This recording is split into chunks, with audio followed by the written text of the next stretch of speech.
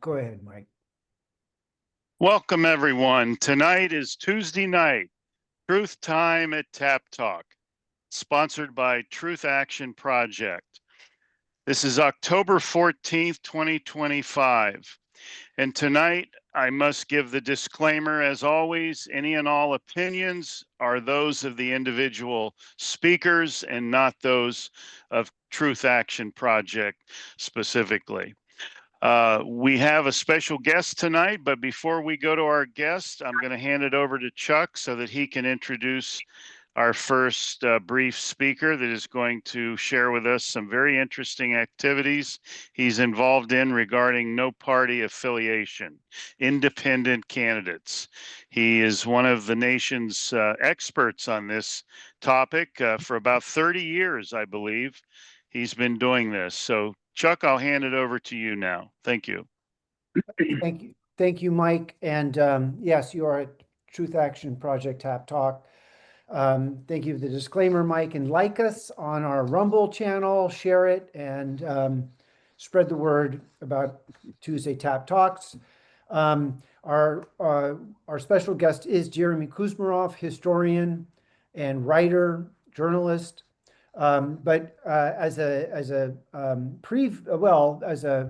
introduction to political possibilities, Hugh Esco is going to just give us a plug on training he does for people interested in running for office. And I'll just share that at the War Room, Madhva Sethi indicated that he intends to run for a U.S. Senate position out of New Hampshire, maybe with a party, maybe as an independent, it's unclear, but he would lead on 9/11 truth theme. He's also strong on COVID truth. It remains to be seen what his platform looks like, and we could conceivably talk about that today, Jeremy. But first, let's go to Hugh Esco, and then I'll make introductions to Jeremy, and then we will start our presentation from Jeremy. Hugh, are you going to share your screen, or you're going to give us a report? Please share. Yeah, it's really more of an announcement that I wanted to make. I'm going to go ahead and post this into the chat. So folks have my contact information and some idea how to track me down.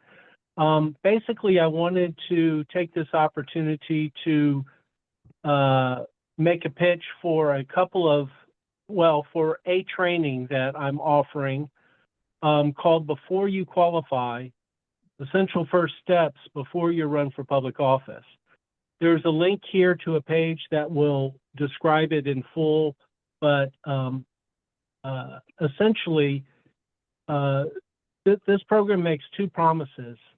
One is that on the other side of this weekend-long 4 two-hour session program, you'll come away with clarity on whether a run for public office is in the cards for you at this time, whether you're ready, whether you can be ready before you have to go public in the next election cycle, or whether there's additional preparation that maybe you should do in anticipation of a subsequent election cycle. The second thing that this weekend program is intended to do is to give some sense of a campaign plan, or of a game plan, rather, for a campaign launch for those who, choose to proceed in that direction. Chuck and I have been having conversations for months, really, years, I guess, by now, about the role of an electoral challenge in advancing truth politics and advancing an analysis about state crimes, in advancing the ability to seat candidates in roles of public responsibility in roles of public trust where we can actually have an impact on these issues. You know, it's taken 20 years to get Tucker Carlson to acknowledge that Building 7 raises some questions about the official narrative. And I get it. You know, he worked for Murdoch and was limited in what he could say, and you know, he needed the financial freedom and the editorial freedom in order to explore issues that maybe he's been concerned with all along. But it's amazing the advances that Tucker Carlson has been making over these past year or two since he got canned by I think it was Fox. You know, with respect to the Kennedy assassination and 9/11, and you know, suddenly he's decided he no longer needs to support the imperial wars of you know, our nation's oligarchs, and it took him a long time to get there. Running a campaign for public office gives one a bully pulpit that can change the conversation.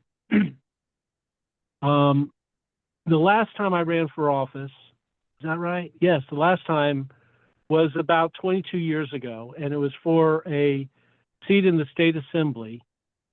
And I think there were 8 of us in the field, a couple of well-funded corporate candidates. Most people were affiliated with the Democrats or the Republicans. I think I was the only one who was independent of the corporate parties. But doing that gave me the opportunity to participate in 3 all-candidate forums before it was all over. And I went into the first all-candidate forum talking about the need for livable wages.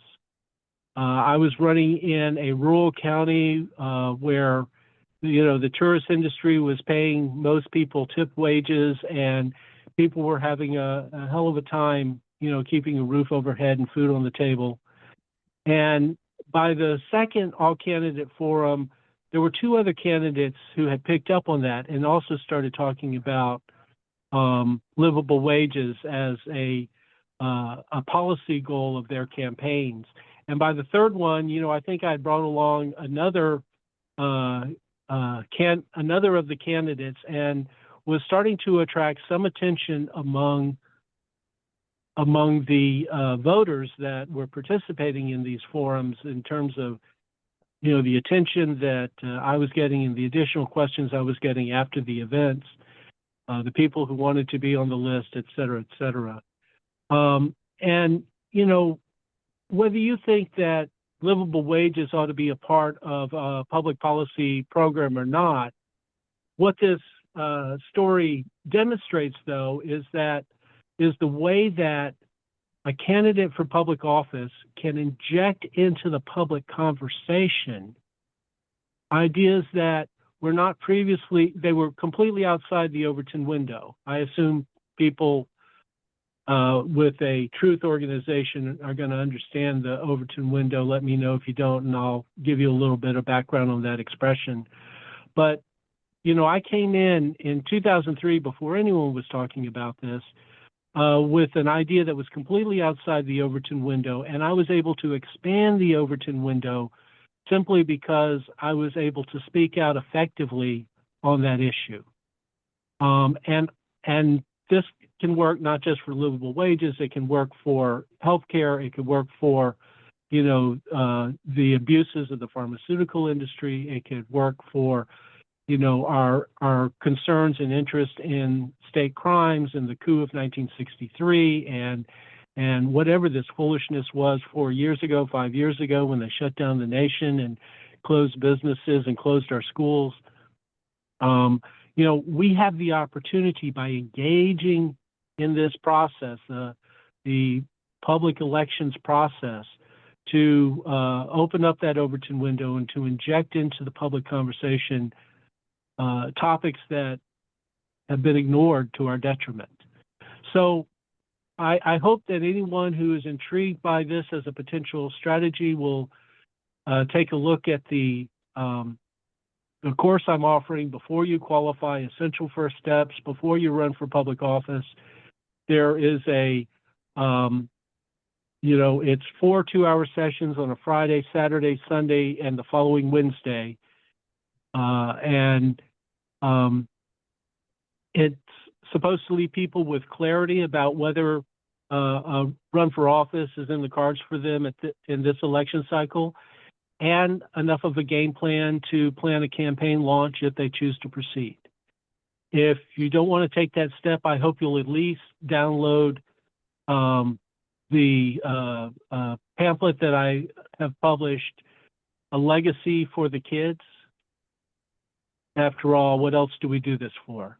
I hope that you'll be inspired by what you read in that document to maybe come back and check out the training as well. I've got a discount for the next 10 people who register, an $80 discount, so you could get the program 4 2-hour sessions across the weekend for $50 instead of $130. And I'd love to work with you. Thank you. Happy to answer any questions, but I know you've got another program. Well, Another Hugh, speaker. Hugh, thank you. I reposted into the chat the link, and Thank you. people who come in late or come in after postings on chat, they don't see what was posted before they get there. So I've reposted your link, and people are invited to follow up on what you're sharing. Ellen, take him up on his offer. I mean, it's good training, and Hugh is very experienced and very savvy, and running for office is a big serious chore and a task, for sure. Indeed. And I am interested in the electoral possibilities, and I think the truth movement needs to rise to the occasion. I will post from my Green Liberty Caucus site the presentation from Cynthia McKinney at the Lawyers Committee for 20th anniversary. And if people haven't seen that, you should watch her 25-minute lecture on complexity theory and leadership. And she is a real scholar, bless her heart. And I'll post that in the chat later. So let's go straight into our thank you, Hugh. And you're welcome to stay on and hang out and ask Jeremy questions when we get to Q&A. Our special guest today is Jeremy Kuzmarov. He is a managing editor of Covert Action Magazine, author of 6 books. I'm not going to recite all those books. They were presented in the newsletter with the links. Please open that newsletter. If you haven't opened the newsletter yet, go into your email, search TAP newsletter, open it up. We get points with the server company that sends these things out. And you protect us from spam allegations when you do this, when you open them and use them. So please do that. I'm going to kind of cut to the chase here, Jeremy, and just point out that you are regularly sought out as an expert on U.S. history and politics for radio and TV programs. You're a co-host on New York Public Radio, on Progressive Radio News Networks. You do Uncontrolled Opposition with Gloria, our friend, and you have a YouTube stream. And again, I can load up the chat with these links for people. Let's go straight into have Jeremy introduce yourself. Why are you willing to entertain the grievance from TAP that we're being lied to? This is what TAP has on our homepage. We are being lied to. The federal authorities lie to us on multiple levels and multiple reasons, but the chief ones that we get kind of excited about are, the big lies about the Federal Reserve and the nature of money, the events of the 1930s, Smedley Butlers, confession and report to Congress of being hired to stage a coup, to especially the warning from Eisenhower about military-industrial complex, to the JFK, 9/11, the 60s.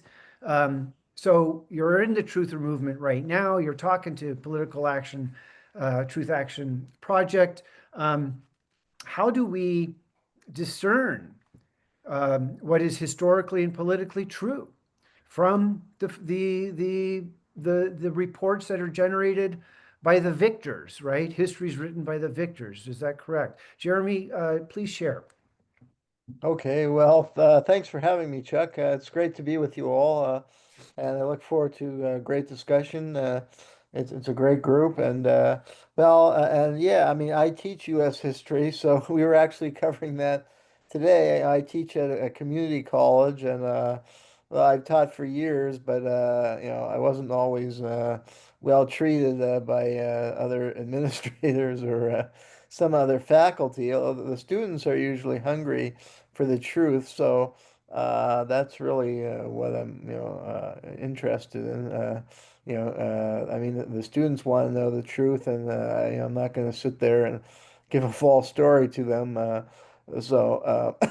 And I've lived in Tulsa, where I've taught for a long time, and I often run into students, and they always thank me that, oh, I never knew about all that, and you gave me a side of the history or U.S. foreign policy that I hadn't, been taught before, never thought about. So they always thank me, and they're always happy to learn that. And they're not at that age; they're pretty skeptical, or so. But I mean, yeah, I tell them, don't take my word. I mean, you've got to do your own research. And look at, I'll guide them to the good sources, good books or articles that have been published. And we were actually, yeah, just covering that today because I was looking at the New Deal and then the backlash and the coup, the fascist coup, where they enlisted Smedley Butler and the Liberty League, the DuPont and Morgan, and how they funded this Liberty League and spread the propaganda that Roosevelt was introducing, socialism in America. I showed, I put a slide,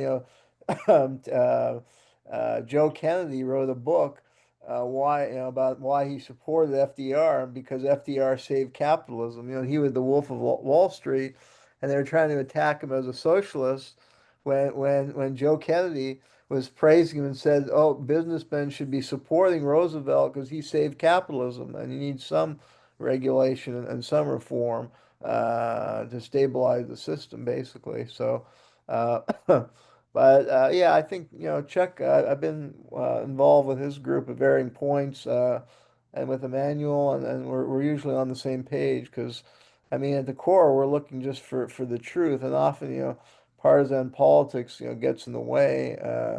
But we're out really for the unvarnished truth. And as somebody who was trained as a historian and journalism, that's really been my. I feel that was my job all along, was to simply try and get at the truth. And as Chuck said, the victors write the history, so a lot of history is distorted in a lot of journalism.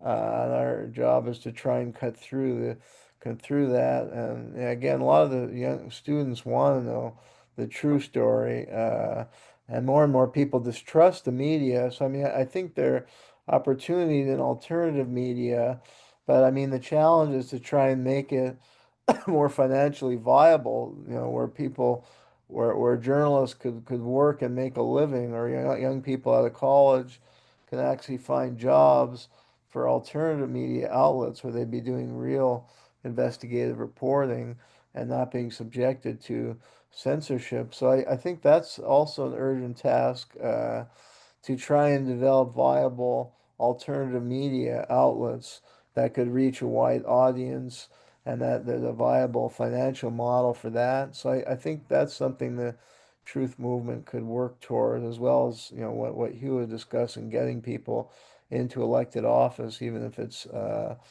starting at the local level. Thank you. And let me get my picture back on.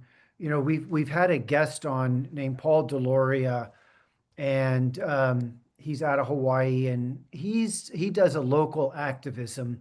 And here at TAP, we do talk about the possibility that we could grow our ranks and build local tap action groups, and that their purpose would be multifold, to engage with our county and city commissioners, counselors, to actually advance candidates, to advance policy. So, we're not just interested in talking about the truth, but also getting action oriented around that. But that's another conversation. What's the what when we talk about truth, as we're talking about 9/11 truth, TAP used to be 9/11 truth. Now we're just Truth Action Project. We talk about everything from the fire anomalies at Lahaina to the chemtrails sprayed overhead to, of course, uh, the JFK, 9/11, COVID, and so on. When we talk about, I'm characterizing our mission as, uh, you know, unearthing, unpacking what is political truth. Other people call it David. Uh, uh, I'm losing a name. Curtin talks about historical truth. Do you distinguish between what would be political truth from historical truth? Well, I don't know. I mean, Are as they you, synonymous? Do they mean, politics is about the study of power, right? yeah. Government and state. And history is the story of, well, what happened? But if we're talking about being truthers around what happened on 9/11, what happened with JFK, are we talking about political truth? We're not talking about spiritual truth, right? Because these are not religious issues or discussions about God. We're talking about what happened. So I'm actually looking for optimal language for us in our movement. Are we talking about historical truth now or political truth? Or are those synonymous terms? Well, I don't know. They may be synonymous. I mean, JFK, yeah, it's the events are from so long ago now that in a way it is history. As time goes on, there's more willingness, I guess, of the kind of censorship apparatus to kind of let go at a certain point if everybody has died.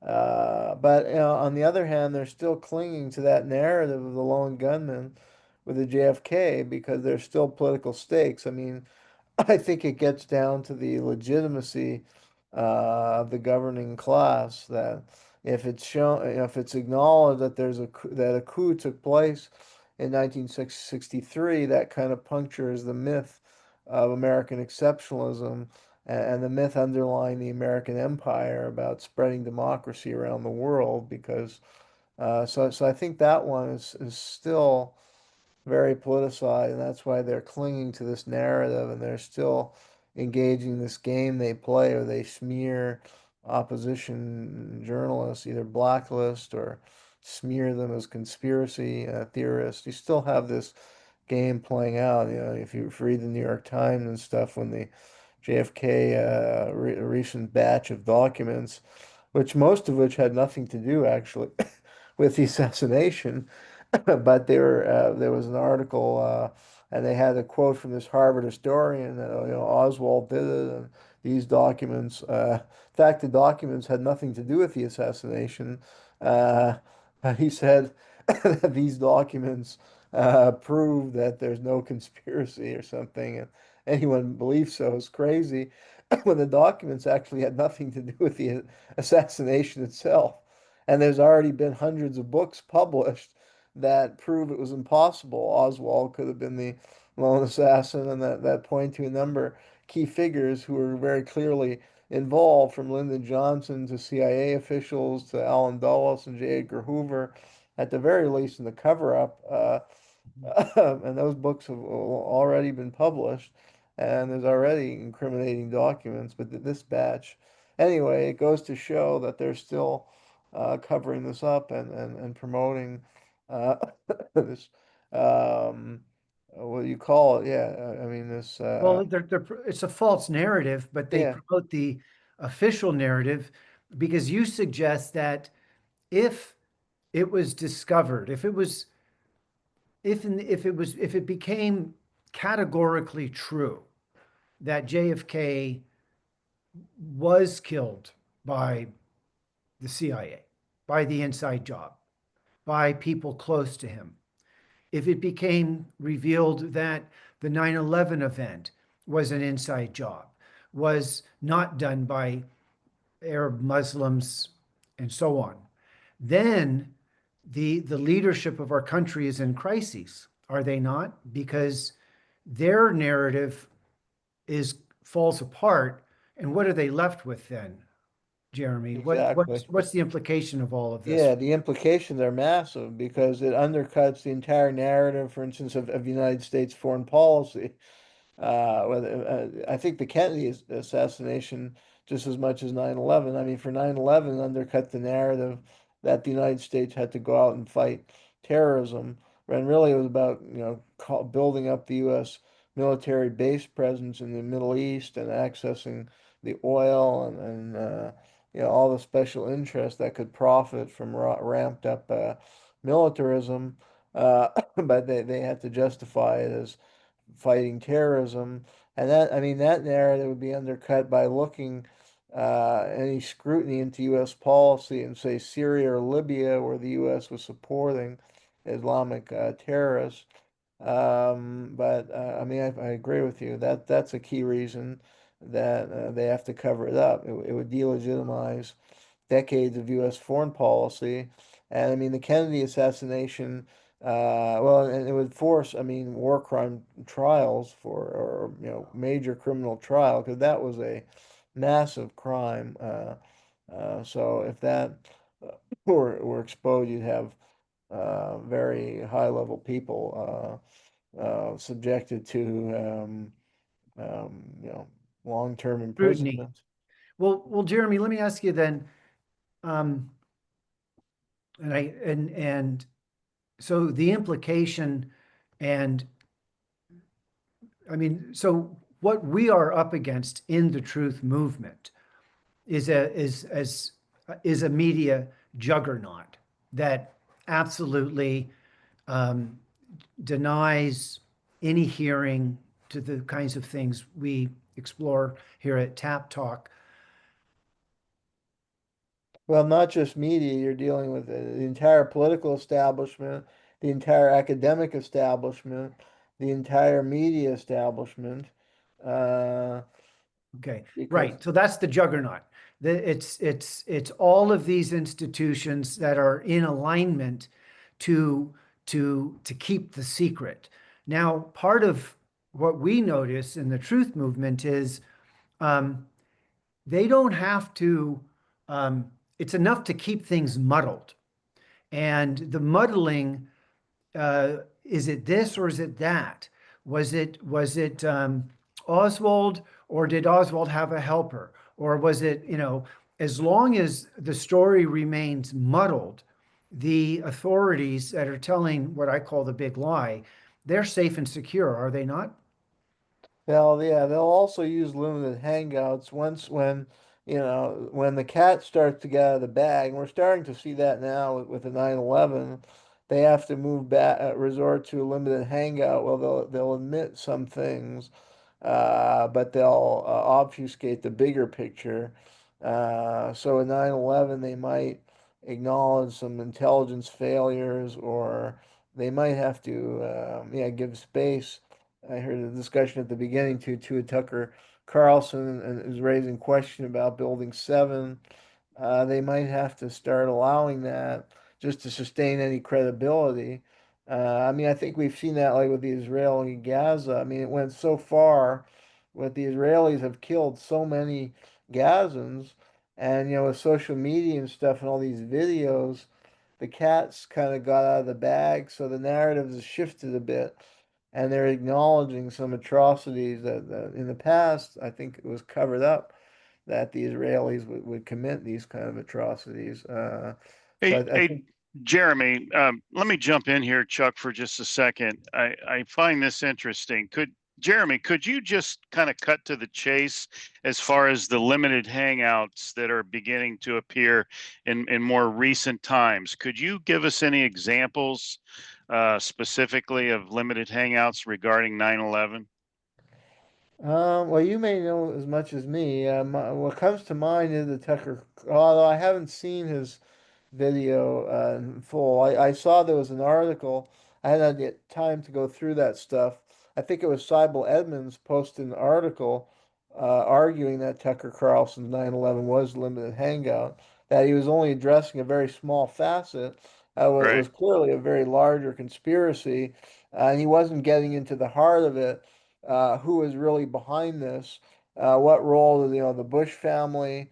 Bush, Cheney, what role did certain, I mean, I don't know who myself, who are the key players, but mhm, clearly there are elements of the CIA behind this, the FBI, the Bush family.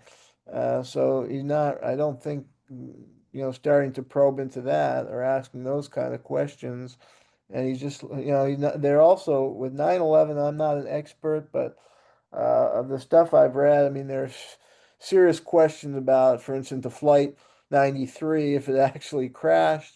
I mean, I know somebody who went to the morgue there and they said there are no bodies in that area. What really happened to that flight? These cell phone calls, the flight that hit the Pentagon, what happened? There's a lot of question marks about that. right. I don't think Carlson's going into any of that. I don't know. I haven't had time yet because I was researching other projects to really watch his documentary in full. So. Right. Well, in his defense, I think we must admit that it is a little early, for him in regard to his series that he's put out. I think he's being very courageous for the most part. But my other question I wanted to ask you is, what are some of the common denominators that you're finding over the years of your research and study? Are you finding any common, perpetrators? Are you finding any common denominators regarding, who are these perpetrators? Any, you know, familiar styles of commonality that are surfacing or manifesting? What could you say about that?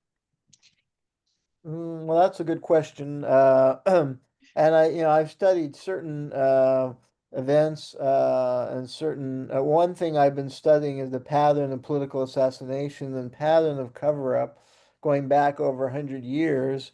And you find the cover-up within police forces and the FBI going back a long time. So that's pretty consistent. The compromising of policing and intelligence agencies. I mean, I think these agencies are ultimately beholden to an elite plutocracy, and you have to look at the Rockefeller family. You have to look at some of the big, powerful families, Morgan Rockefeller, who were involved in the Liberty League. They were involved in all kinds of manipulation and cover-ups historically. Um, so, um, yeah, I mean, it's hard to get to the top layer. I think it's easier for a researcher, like in the Kennedy administration assassination. You can pretty easily, or Bobby Kennedy assassination. It's easy to prove that Oswald was not the killer. It's easy to prove that Sirhan was set up. It was kind of Manchurian candidate, and they used these CIA hypnotists, and they had a code, a woman in the polka dot dress. It's harder to know exactly at the top who was pulling the string and ultimately calling the shots. And that's in the Kennedy assassination research community and literature. A lot are now pointing to Lyndon Johnson as a key mastermind, and some of these Texas oil people like D.H. Byrd, who owned the Texas School Book Depository, are also tied with the CIA. Byrd was actually a CIA operative who set up CIA companies, and there were CIA operatives in the Texas milieu, like David Atlee Phillips, who appear to have played a key role. So Johnson was always close to the CIA, but so many are looking to him or to Allen Dulles. But there's probably there's the Rockefeller interest, there's the Rothschild, there's the Morgan. These big, powerful families may be ultimately pulling a lot of the string, but it's hard to definitively prove even historical events because they never leave any kind of paper trail or they don't really leave Hey, any Jeremy, record. So one of um, at the 9/11 event, the Israelis were arrested, dancing, celebrating. You know about that story, do you not? I've heard about that. Yeah. So that is for people in the truth movement, they point to that as evidence that Israel had inside knowledge. Do you have any thoughts on that? Well, I'm not an expert. Some people may know more than me. I don't know anything firsthand about that. I mean, Mossad and CIA have often collaborated, so it wouldn't be hard to imagine that that was the case. I tend to think that Mossad played more a junior role, that the Israelis serve a certain function of the U.S. empire in the Middle East, and they'll use the Israelis to do a lot of their dirty work. I don't think that the Israelis are necessarily the ones able to dictate to the Americans. Yeah. My assessment, but it's hard to prove. That's my point. Is it's hard to definitively prove. You can speculate about that, and there are some signs that they may have been involved in some way, but we don't know definitively what role exactly they played in that or other things. Okay, well, that's good. That's fair. So let me um, ask you about, do you know the work of David Hughes? Yes. So David Hughes is, and I think a lot of people on this call are acquainted with David Hughes. They're acquainted with, is it Peter Wood who does the technocracy, anti-technocracy? Catherine Austin Fitz has Patrick, said, what's his name? Patrick Wood. Patrick Wood. Thank you, Ellen. Um, now, David Hughes observes in his criticism of what he calls an emerging, technocracy or an existing technocracy, an emerging techno-totalitarianism, um, that it is rooted in a kind of class war, that there really is a super rich, a plutocracy, if you will, that is concerned about holding and maintaining power. So David Hughes in his criticism kind of starts there. You, I think, accept that there is a class criticism that is present for people in the truth movement, or even not the truth movement, just the social movement. So, how should we think of power structure, Jeremy? Is there a power structure, or is the plutocracy too divided, and they could never agree on anything? So anything that whatever we think about them is false.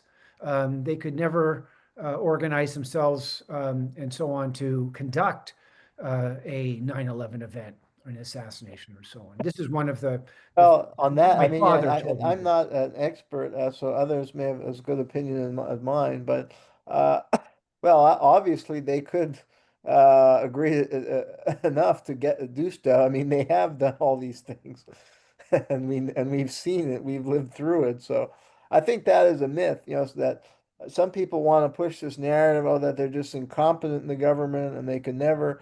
And I hear that all the time, even with 9/11. Oh, the government's so incompetent, and somebody would have said something. At least one person couldn't keep those secrets for all that time. But I don't buy that at all. I mean, the evidence is clear. of a cover up. And I mean, the official story is it been being shattered in so many of these things that obviously they can pull this stuff off, and I think they're highly competent. I mean, they're highly competent as far as their understanding of how to manipulate public opinion and control over the media. And they've drawn, and this goes back over 100 years. They've often drawn on top psychological experts. Like, I mean, I'm a historian, so the stuff I know best are historical events. And I mean, in World War One, Woodrow Wilson set up a major propaganda agency. I think that set the groundwork for what we've seen over the last 100 years. And even the Nazis actually were very impressed and studied it. And Goebbels drew a lot from the Committee of Public Information that Woodrow Wilson set up.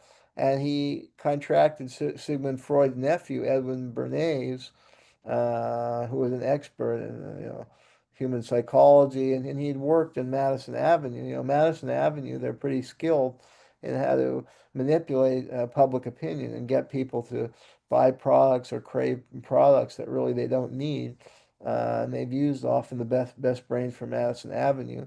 And the CIA, one of the top CIA people in the Cold War was Edward Lansdale, and he had a background in Madison Avenue, and he developed all these gimmicks and ways to sell American client leaders in third world countries, like in Southeast Asia. So they're very skilled at manipulating public opinion, and they pull off these crimes. I mean, the Kennedy assassinations, these were very professional crimes that required a lot of planning, meticulous planning, a lot of money, and a lot of different people were involved in these very sophisticated operations.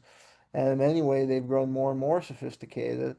And we've seen, I mean, there's grounds to believe that things like the Boston Marathon bombing was a staged event before the media.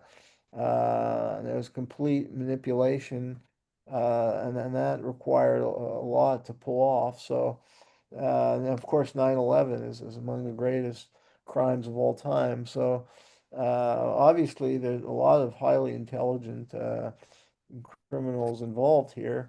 So So let me just jump in then. So basically, your point is the fact of the JFK events, all of the 60s assassinations for that matter. You just completed a three-part series on the octopus murders, and maybe we'll get the link to those into the chat. The octopus murders is happened during the Reagan and Bush senior administrations, the assassination of journalists who were revealing that the CIA was running a criminal operation, essentially. Same with 9/11. So, so your point is they are powerful, they are capable, based on the events that have happened, right? I mean, this is all exactly, and yeah, prima with facie that they evidence. stole. I mean, these are very savvy criminals.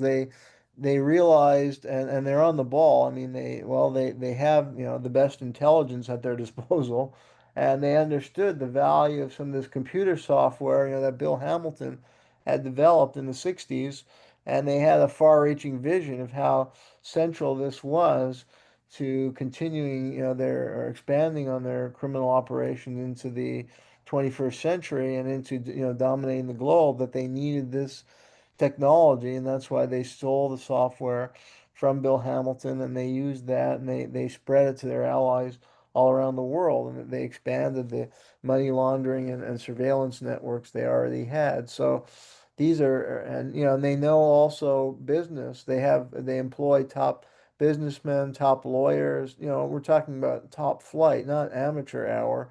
The top people, the top firms who command the top dollars. That's who they're working with.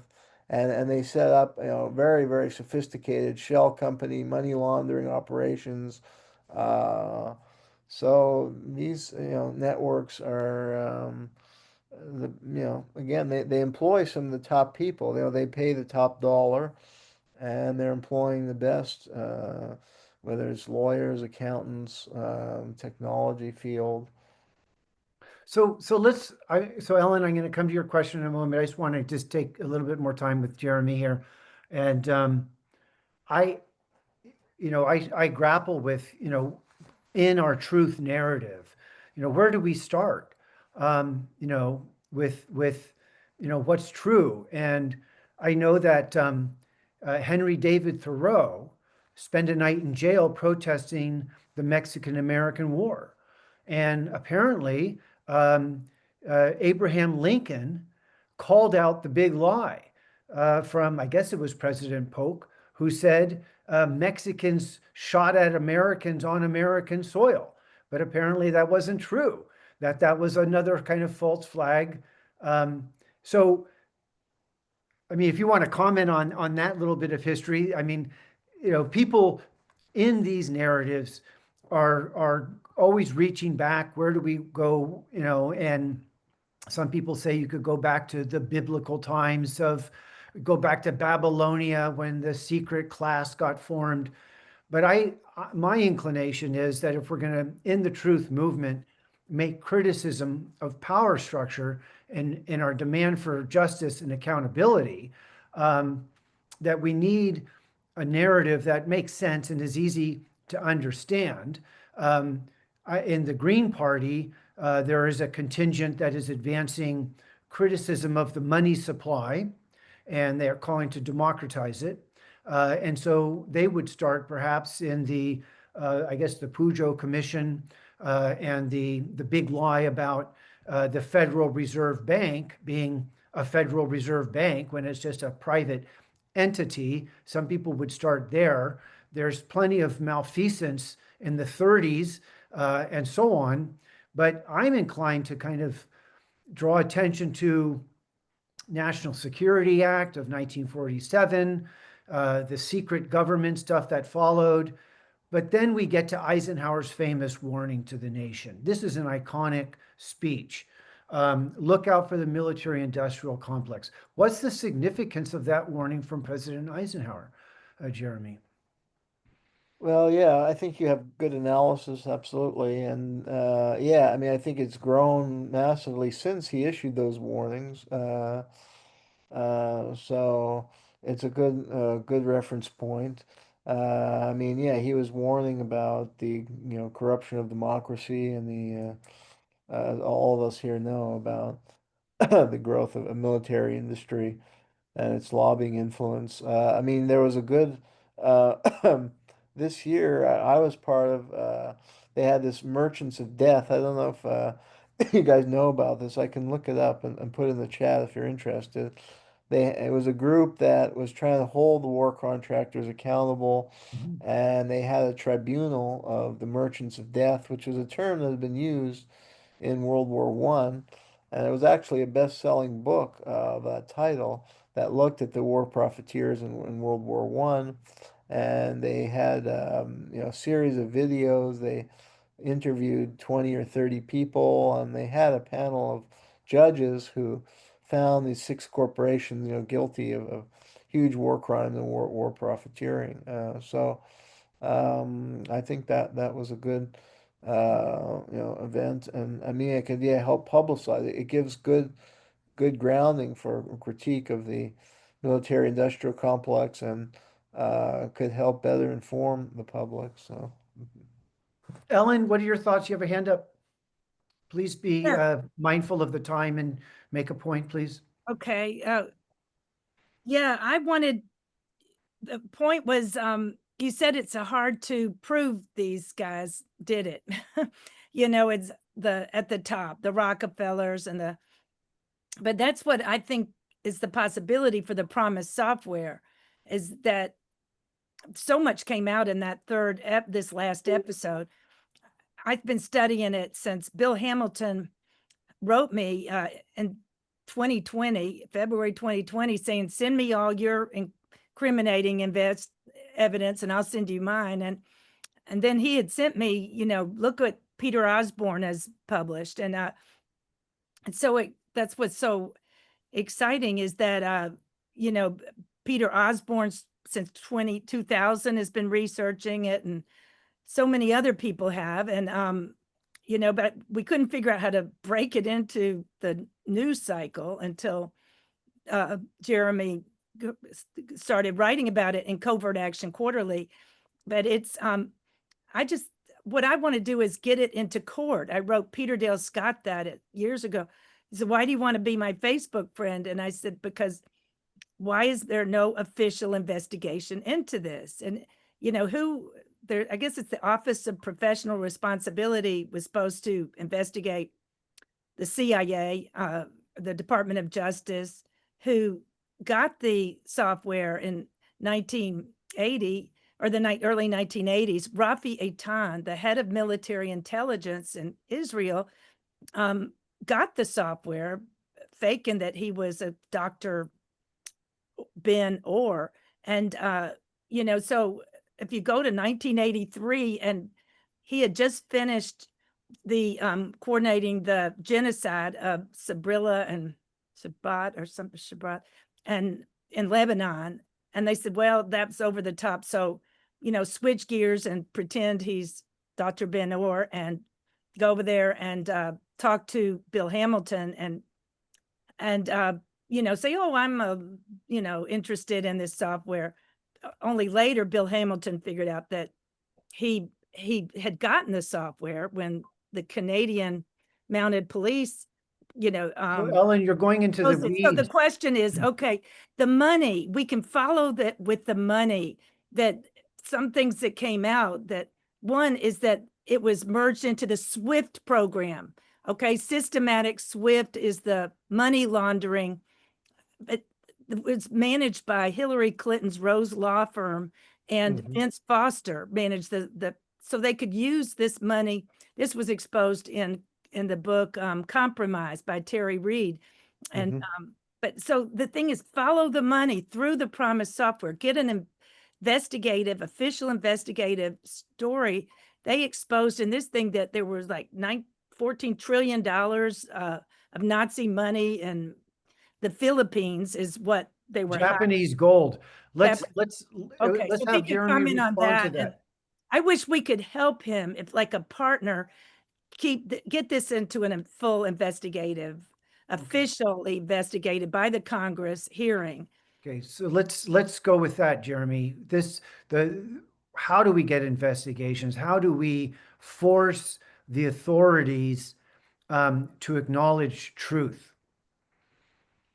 Well, I mean, I fully agree with Ellen. I don't know how we could achieve that because, most of the political elites are corrupted, as we know, and bought off by big money interests, and they're never going to do that. So, it requires a political revolution, and that's, I guess, what we're trying to do. So, I don't have the magic answer.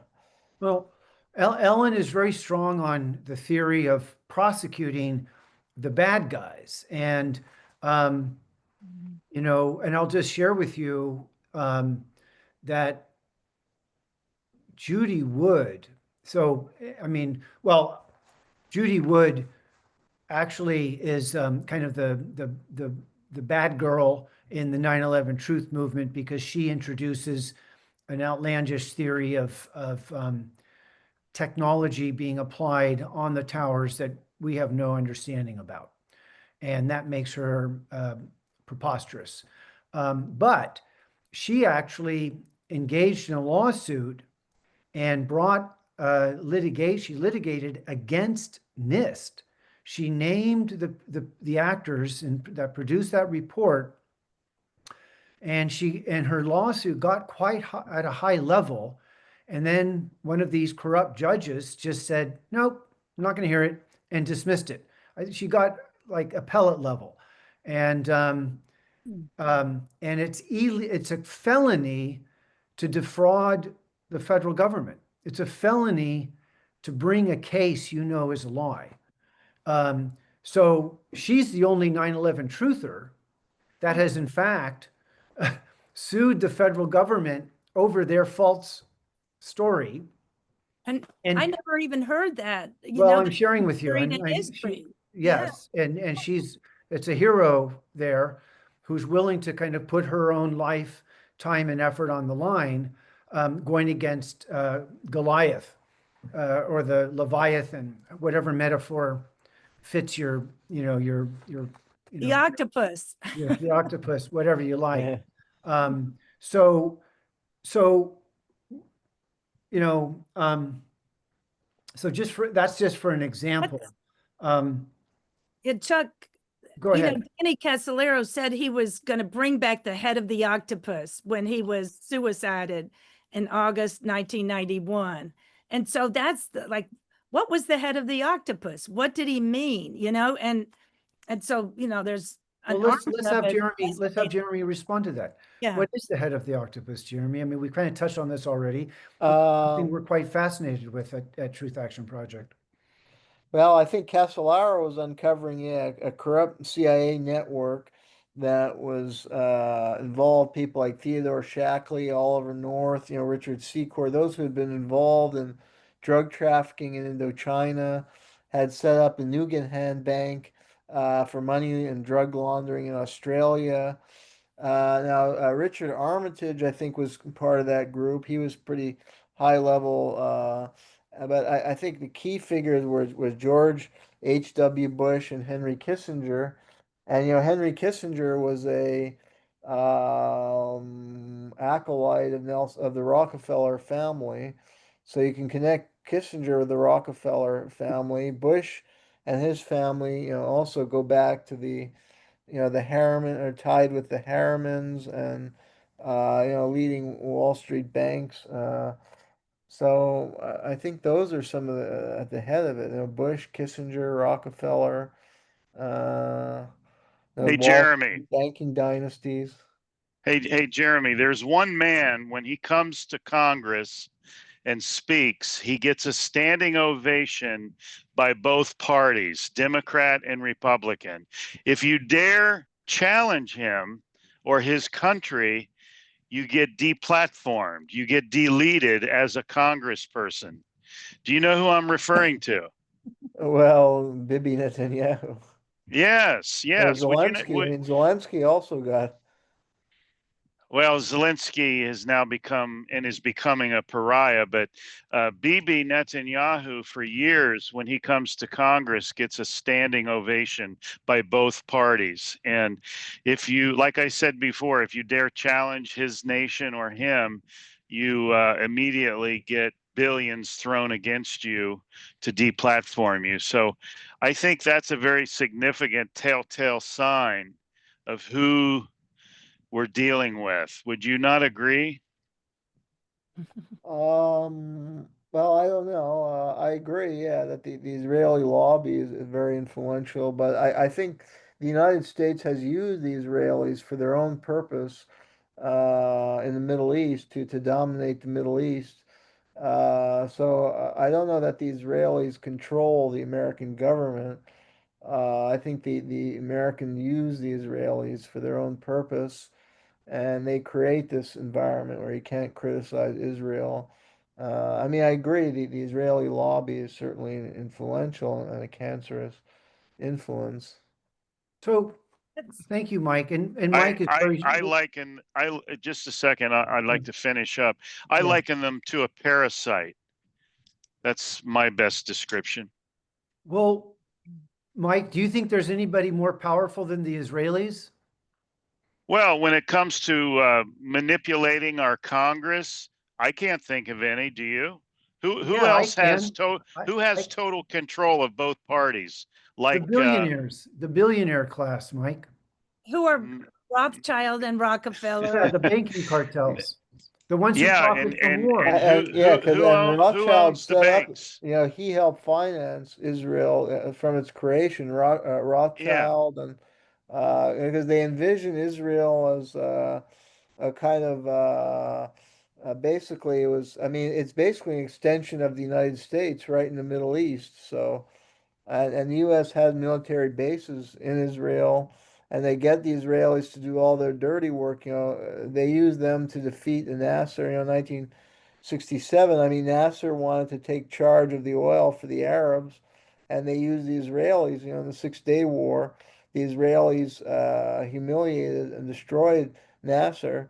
So that was by design. That's why the U.S. set up the U.S. and then Rothschild and the British Empire set up Israel as an adjunct and as a kind of and then there was some elements in the CIA who worried, and the State Department, James Forrestal and Kermit and Archie Roosevelt actually set up American Friends of the Middle East to support the Palestinians because they thought that if the U.S.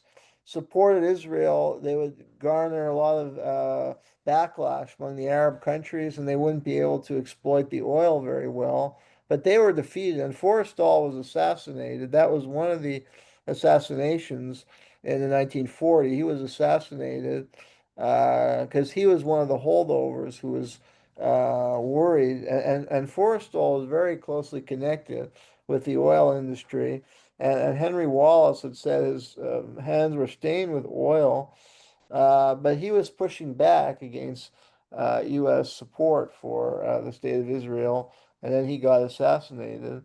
And then Archie Roosevelt, they lost influence with their argument. So I think it goes back a long time. And it actually, especially the Kennedy, Eisenhower was the last president with somewhat of a moderate approach toward the Middle East and kind of reined the Israelis in a little bit. With the Suez crisis, he basically threatened them with sanctions and other things if they didn't pull back, which they did.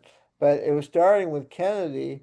When Kennedy opened the arms spigots to Israel, and Kennedy was surrounded by the figures from the Israeli lobby, and then Johnson took a step forward from Kennedy. So, and that was in the era right before the Six-Day War was very crucial. When the Israelis decapitated Nasser, who was a big foe of the United States and its ambitions for the Middle East, because Nasser was intent on creating a pan-Arab socialist unity, and he was unifying Egypt and Syria as a power bloc to counter Western imperialism in the Middle East. So they had to get rid of him, and they used the Israelis. The U.S. couldn't invade. They tried to overthrow Nasser. They sent Kermit Roosevelt after Iran, and he couldn't. Nasser wasn't like Mossadegh, who they could get rid of pretty easily. The CIA couldn't do it, and that's why they needed the Israelis. So let me just, this is one of the kind of tension points in the truth movement is between, is Israel the tail that wags the American dog, or as you're representing, Jeremy, that Israel is essentially the tail on the American dog, and they use Israel for their imperial purposes. I insist that on top of all of those countries are the billionaire class, and that's where we need to be focusing our Okay, but Chuck, criticism. let me just challenge you on that. When law enforcement investigates a crime, let's say they're in New York and they're investigating the mafia, they don't talk about, putting mafia in jail. They don't talk about putting, a certain organization in jail. They talk about identifying personalities, names, individuals. And that's how they follow the conspiratorial trail. They don't say, well, we have to defeat the plutocracy. That's automatic. That is given. Yes, I agree. We definitely have a conspiratorial plutocracy. But this is why I asked him earlier, have you seen or found any common denominators among the perpetrators? And this is the identifying factor that we all need to understand. We can't put in jail a plutocracy. We must find and identify the leaders of this plutocracy. And when there are multiple events with the similar people involved over decades of time, that speaks volumes to who this plutocracy is organized by. And we can't beat around the bush. We can't play nice. Nice is over with. We are at our end here in America, and we need to start identifying these perpetrators. We must do it politely, we must do it diplomatically, but we can't pull any punches. I mean, that's just automatic. We can't avoid this. I yield. Go ahead. Okay, so one thing we can loop back, we're going to go to John. I'll get to take one moment, John. Um, Jeremy referenced the Merchants of Death. They are an activist group. They produce video, and they conduct trial against corporations that are essentially feeding criminal war situations. That same method of dramatizing who is the bad guy, and in their case of Merchants of Death, they're highlighting corporations. They're kind of like they're not going after plutocracy, they're going after corporations that are known entities that sell to Israel to conduct genocide, and they're going after them. That kind of drama could be deployed against, even posthumously, against someone like Alan Dulles. I mean, the guy should be called out. There should be a public trial for treason. I think there's enough evidence, at least even on the civil level, of a civil judgment against him. So there's all kinds of interesting things we can be bringing to bear in our own right as media activists to denounce and call out and draw attention to the malfeasance of these individuals. Again, I think there's a systemic problem of the super rich that have complete command, and somehow we need to tell a liberation story for we the people. John Olson, what are your thoughts? And then we'll go to Ellen, and then Jeremy, you can respond to what you heard from Mike. Okay, several things here. I am concerned about the fear that Trump has brought to the people in both parties to challenge him, particularly in the Republicans, who trumpet, their desire for liberty all the time, and yet the Trump administration is the ones imposing these. Well, I guess it was also, of course, under Biden, but in a different context. But the restrictions and oppression in the cities, all these raids that have blatantly and flagrantly violated constitutional guarantees and about due process, picking up people willy-nilly, beating them, throwing them around, and jailing them, putting them in temporary prisons, etc. And this attack on Venezuela, ships off the coast of Venezuela.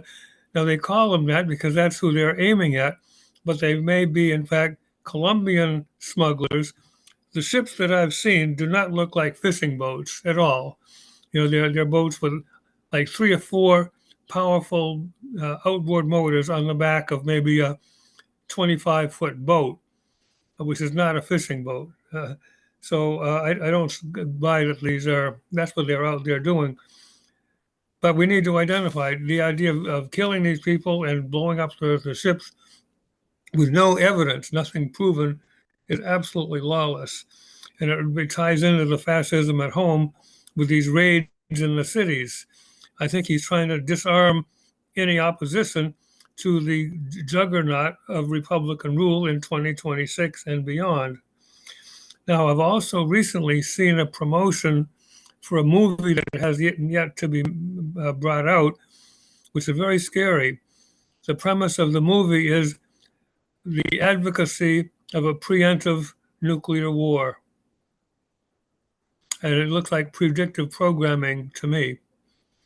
I don't remember the name of the movie because I only saw that promotion on TV once so far. But we'll be hearing more about it. Is this from 10 years ago or recently? No, but within the last week or 10 days. Okay. Yeah. Do you want Jeremy to respond to anything that seemed to be the premise? That seemed to be the premise of the movie. Was we really need to think hard about initiating a preemptive nuclear war. Scary. Okay, go ahead. John, are you asking Jeremy to respond to anything you said or? Anybody who wants, but yeah, we could go to Okay. Jeremy and then anybody else that wants to comment. So do you want to let that go, Jeremy, or do you want to, I mean, Well, there's other hands up. yeah, okay, so I mean, I we'll go think through the John hands. makes a lot of good points. I think it's a very, Okay. disturbing set of developments we've seen. Although, everything has been bad over the last 20 or 30 years, but this Right. is getting very dangerous. I agree. Okay. So Ellen, do you have an observation, question? Please Yeah. be mindful of the time. Okay. Yeah, actually, you know, what is that? Perceptual programming or what? Predictive programming. Programming. That's an important concern, I didn't used to know what that meant, but I do think that's going on. And, you see it in the movies where they were showing planes going into buildings in the past, but normalizing it, the question is, the war on terror is a war of terror, and the strategy of tension and Operation Gladio that have been in place since World War II and National Security Act and the plan that was exposed at the P2 Masonic Lodge with Kissinger is that they're going to use, false flag terrorist attacks to drive, kind of like predictive programming, or to drive public terror and the rise of the police state, the Fourth Reich. That's I think that's what David Hughes is saying.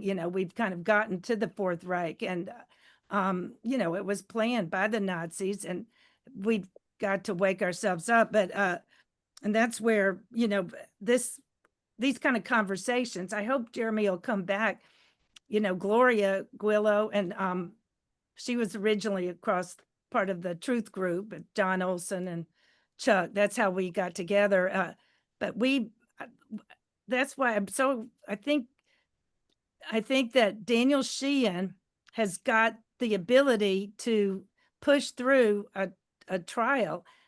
He said he could do it for $4 million to prove 9/11 was, because he knows how to use investigators against the CIA, Ted Shackley and those people. And, they pushed back on him and countersued. It ended the Christic Institute, became the Romero Institute.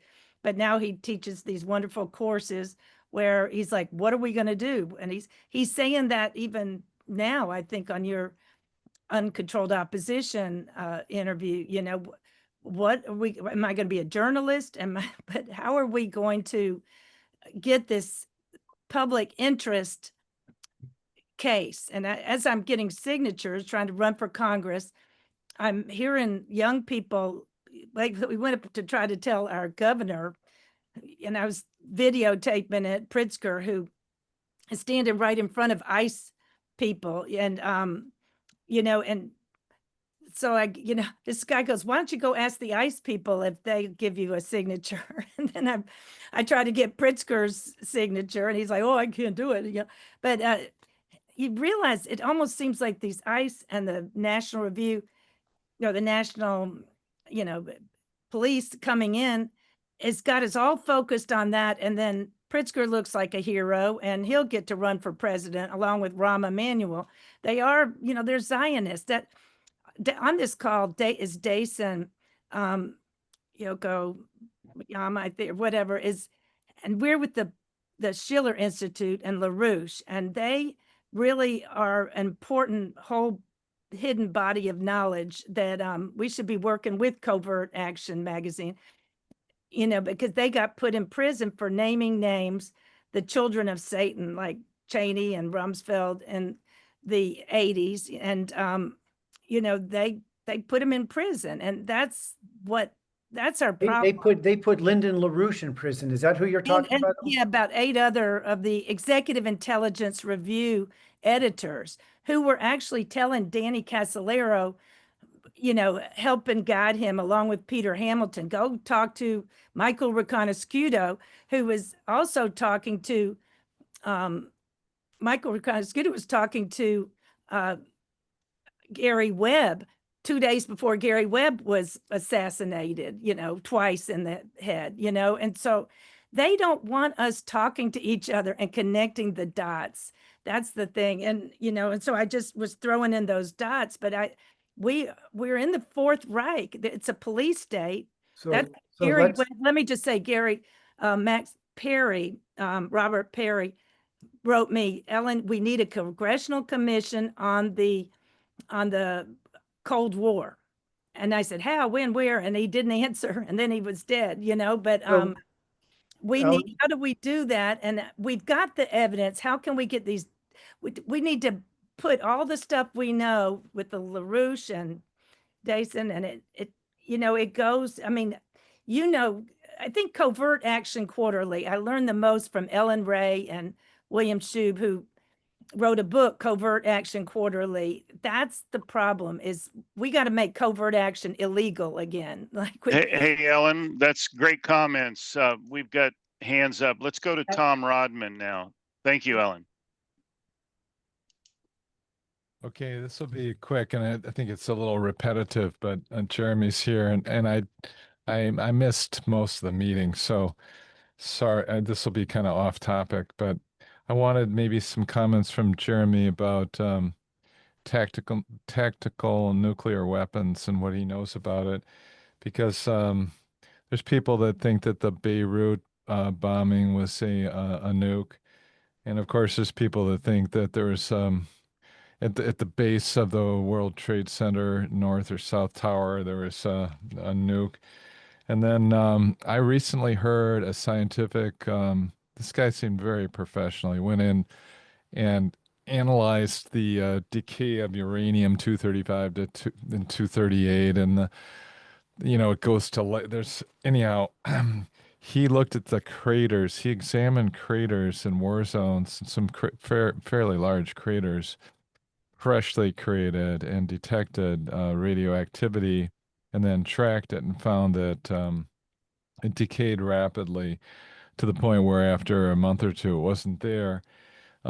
He contends that there were bunkers below tens of feet, or like multiple feet of concrete that were unharmed, but they found dead men, dead Iraqis. I hope I get the country right. And so neutron bombs are another weapon, and they've been around for a while, and they keep buildings intact, and they destroy human nervous systems. So this just seems like everybody says, oh, Hiroshima, that was the last time. Thank God we haven't used nuclear weapons since then. And then second point is I just found out, I don't know if this, you don't need to comment on this, but it resonates with what was brought up by Mike, and it kind of turned me upside down. This Catherine Gunn was interviewed by Tony Gosling, and she was talking about a new reign, a short-term takeover of Israel, literally to become the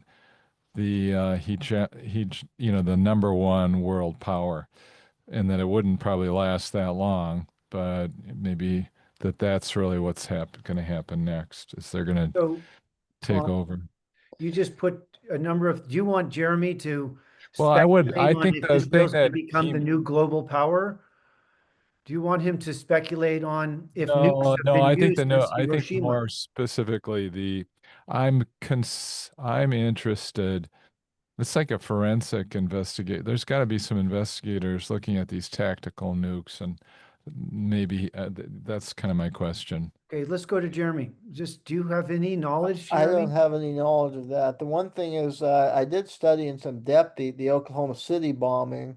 I think that should be looked at as a precursor to 9/11 and the destruction of Building 7. And that gets into, because it was clear that the fertilizer bomb used in the Oklahoma City bombing could not have brought down the Murrah building. And you had a lot of scientific experts, including, I think, the creator of the neutron bomb, said that there were very high-grade military explosives used, and there are actually witnesses that observed people in the building, military-type people, putting military grade weaponry in the building, in the basement, which is what caused the blast. And it could have even, I think they may have been testing some experimental weapon. That's what I have heard of Judy Wood, and her argument is that they were using, cutting edge, I forget exactly what military technology she was describing, but it may have involved some nuclear grade weaponry. And there's some, I think some of the scientists were speculating related to Oklahoma City, but I'm not entirely sure if it was definitively used in either of those cases, but it has been explored, I know, by some military expert and science experts. So I don't have any particular scientific expertise, so I don't know for sure, but I think it's very plausible that they may have experimented and used very high level military weapons. Another case I looked into was in Building 7 and also World Trade, the Federal Murrah building. And another case where that's been alleged was the destruction of the plane of Paul Wellstone, who was clearly assassinated. He was a senator who would have been a vote against the Iraq War. And I think Bush and Cheney appear to have been behind his assassination. And the top expert is Jim Fetzer. I don't know if anyone here knows him. Yeah, I've talked to him. Yeah, He's in Wisconsin, and yeah. I don't know if he's in good health right now, but no, he's doing like 4 days a week oh, still. good. You have to keep following him because he bounces from one. But yeah, he has Because he's one very kidney. knowledgeable on some of these cases, and he's done a lot of in-depth investigation. And he did a book on the Wellstone assassination, which I read, and he was discussing the use of very, very high-tech, like ray weaponry that may have been used to bring down that plane. So I think the military are using some of the most sophisticated weapons developed by DARPA and other agencies. And yeah, they're using it on Americans to assassinate Americans. So Well, let me just jump On- in on that. And it is quite, I mean, you're raising an interesting question that the United States is using high tech, what's called directed energy weapon, which could be a whole bunch of different things. You know, it's not just one thing. Um, these were applied in Lahaina, in Palisades, and the campfires, and the signature is the melted cars. These show up at 9/11, and some people in the 9/11 truth movement, or there's been some remarks that the collapse of the towers is evidence of what's being called a cold fusion, which is beyond my capacity to understand. And David Hughes has written a sympathetic Substack in in defense of Judy Wood. But there's we've talked about limited hangout. There's a theme of divide and conquer to keep activists such as ourselves fighting amongst ourselves so that we don't unify and focus. And I think the debate about Israel being the master or the tail that wags the dog or the tail on the dog, I mean, this kind of stuff is ultimately not so important as accepting as fact that, and this is the big thing for the Americans and to accept, is that our government leaders do really lie to us, and that there really is a powerful class that was discussed in The Devil's Chessboard, for example, David Talbot's story. So, so this is, I mean, I think one thing we're grappling with in the truth movement is how to break through, how to break into popular consciousness. The Green Party doesn't want to hear this stuff. They are absolutely opposed to providing a leadership. And they have a plank in their platform that says investigate 9/11. Jill Stein has said it's an inside job, but to go public, to take a stand, no spine, no courage. They're completely cowed. Uh, so, so, um, so, I mean, one thing I'm interested in exploring is the whole divide and conquer. If you have some thoughts on that, Jeremy, I invite you to share. And in the context of divide and conquer is, the opposite of being divided is that there would be a unity movement of some sort. We're exploring that here at TAP because we're across the political spectrum here. But we can glue back to that, Jeremy. Why don't we just go to there's hands up? Okay, and if I could just make one brief Yeah, point, it's please. I think, I mean, debate is healthy like we're having tonight. I mean, we may not always have the exact same worldview or opinion on every issue. The key point is that we debate it in a civil way, a friendly way, and not start, tearing each other out. And I think that's what they want. Agent provocateur. If this group were to grow more influential, they would obviously start infiltrating agent provocateur to get us to turn on each other and break it up. So that's what these opposition movement have to avoid. I mean, they want to engage in healthy debate and consider different points of view. And a lot of these issues are not resolved, like the 9/11 or even the JFK. It's not exactly known. And there's still a lot of question marks. So there are invariably going to be different theories and debate. And since, as you point out, the government lies, to get at the precise truth can be difficult because they're covering it up. So we have to distinguish between healthy discussion and debate like we're having tonight versus getting caught up in that divide and conquer so. Thank you, Jeremy. Let's go to John Olson, Tom Rodman, and then Ellen. Okay, good. Yeah, I certainly agree on that, Jeremy. And I'm also aligned with Mike's impatience about getting on with it. We have these discussions week after week. What's it going to take to move things forward? uh, and I've had a few ideas out there, and they haven't seemed to gone anywhere. But that's all right. Maybe. I did note about I've noted for a long time the difference in the Twin Towers coming down with all that enormous amount of dust that obscured the building itself almost from the beginning. And then there's the building 7, which you can see that there was no big, huge cloud of dust as it came down. So there was something different about building 7's collapse from what happened in building in the Twin Towers. And we recently learned, and this is something that Richard had somebody point out to him, that dustification can occur if there is enough high temperature right up against the concrete. In other words, if it was this nanothermite was painted on the underside the of the each floor, it would be so hot that concrete actually turns to dust. And whatever it was, Judy Wood has her theory, which Richard refuses to give any credibility to.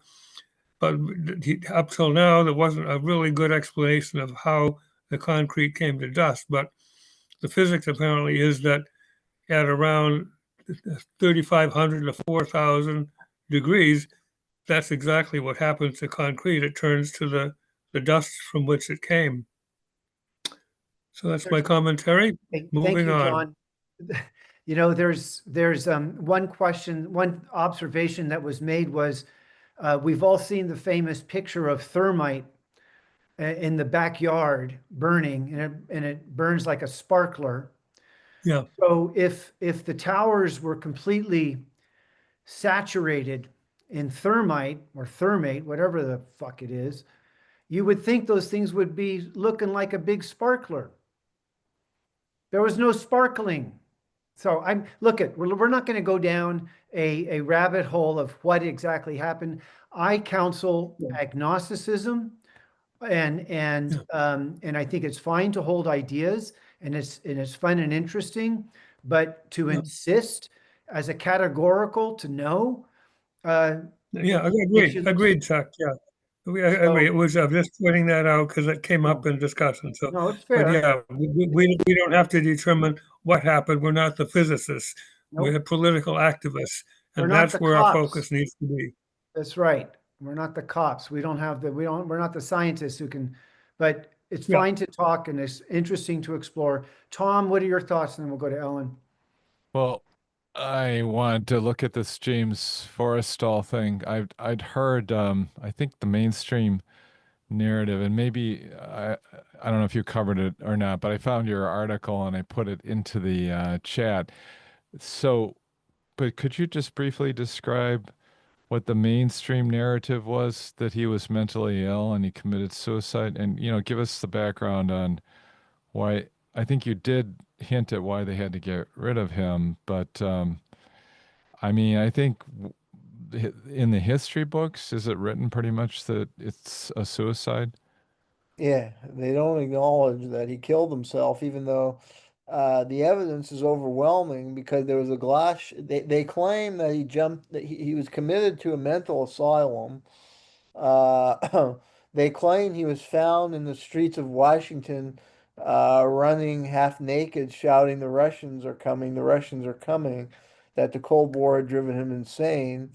But that appears just to have been a story spread by Drew Pearson, who was an influential columnist, who, the CIA, whoever planted that story, when in reality his mental state was fine. But apparently he was about to publish a diary because he also had a lot of insider information, like about Pearl Harbor and how that was a false flag attack, and some other corruption, as well as his stand on the Israel issue. Those appear to be the motives as to why they had to get rid of him. And then the murder scene was clearly, yeah, he was in I forget, it's in the article, the exact mental hospital he was in Washington.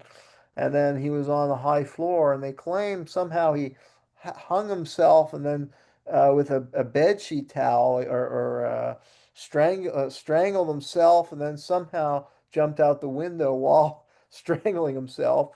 And yet an investigation found that there was glass on his bed, and there was like broken glass and blood and like a struggle on his bed. So obviously somebody had murdered him, and then he was thrown out the window, and they invented the story that he tried to hang himself and jumped. And his brother never believed. His brother said, because he was supposed to be getting out of the hospital the next day, and like his brother had just talked to him and said how excited he was to go on with his life, and he was publishing this book.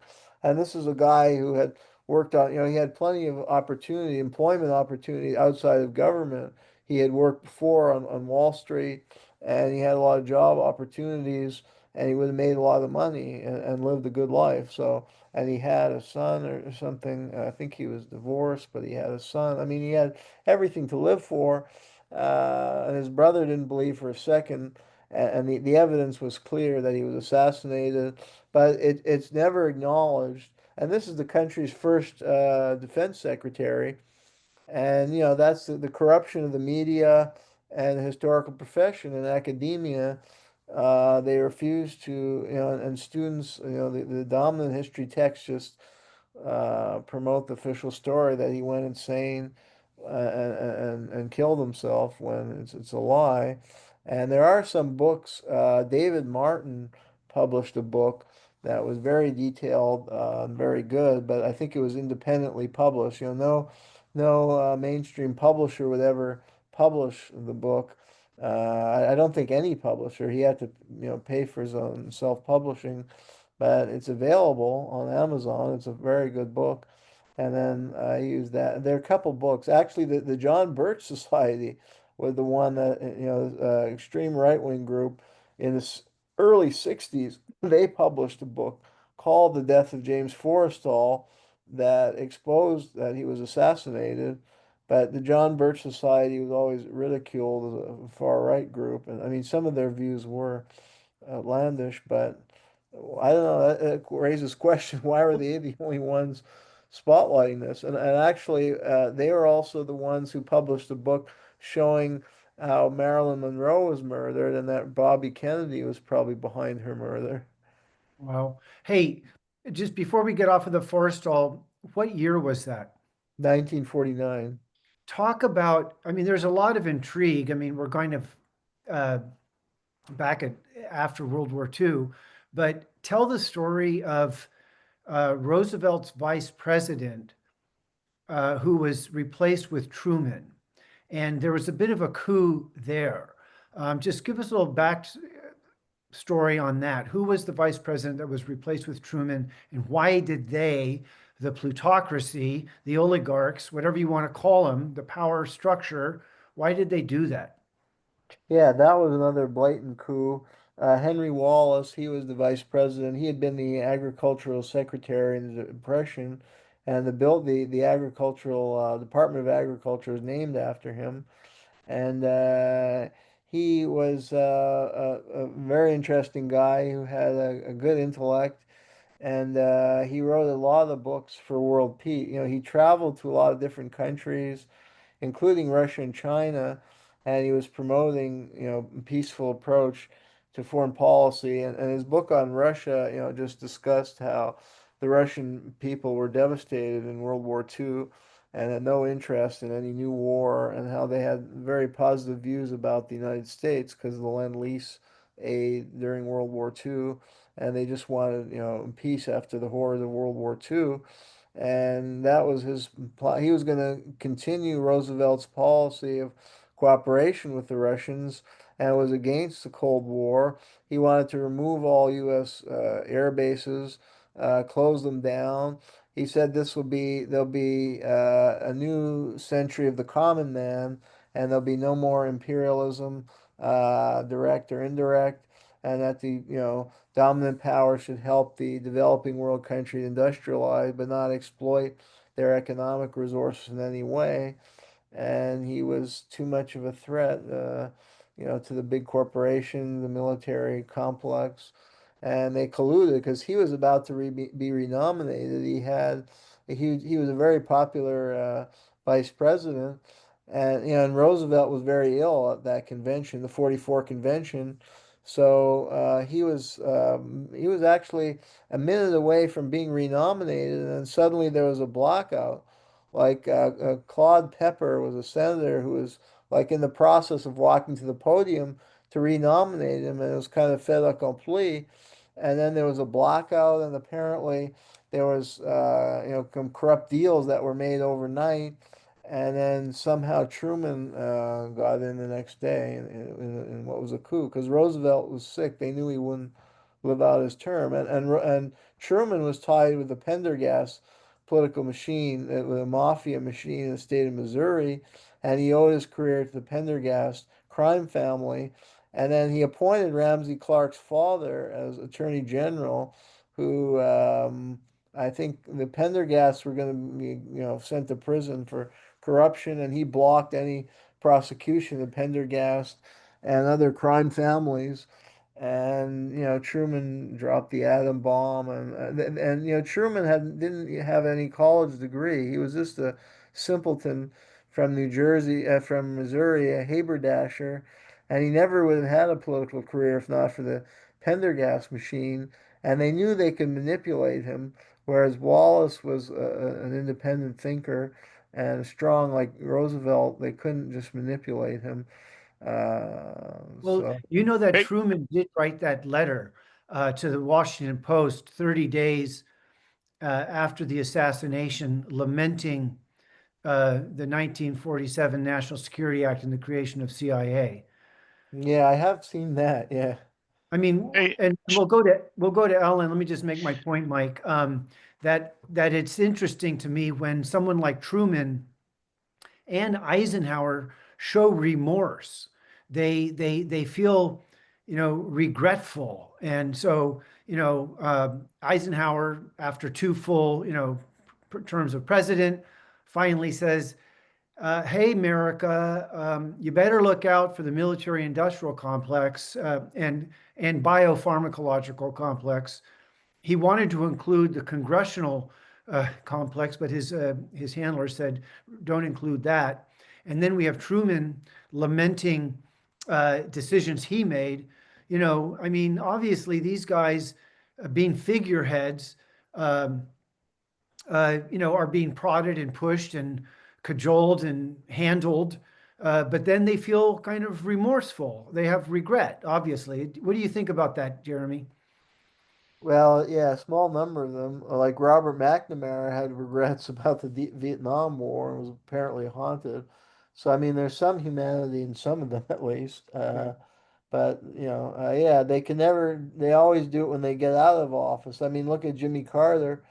He was a good post president, but as a president, he was, the same.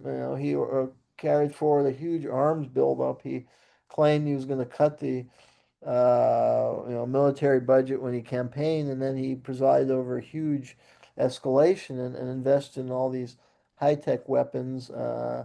And he was more par for the course. So, Right. but then later he felt free to speak out. He had nothing at stake, as far as his political career. So, I guess it shows how corrupt Washington is. I mean, there are a few, at least decent people.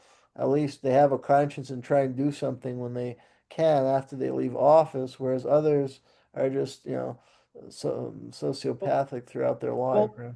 and that's fair. And to there, I mean, this is something we have a tap talk with Kevin Barrett, and he has a theory about, from Islam, the people that end up running for office um, are often these, narcissistic egomaniacs, and the people that, good people just generally don't waste their time on that.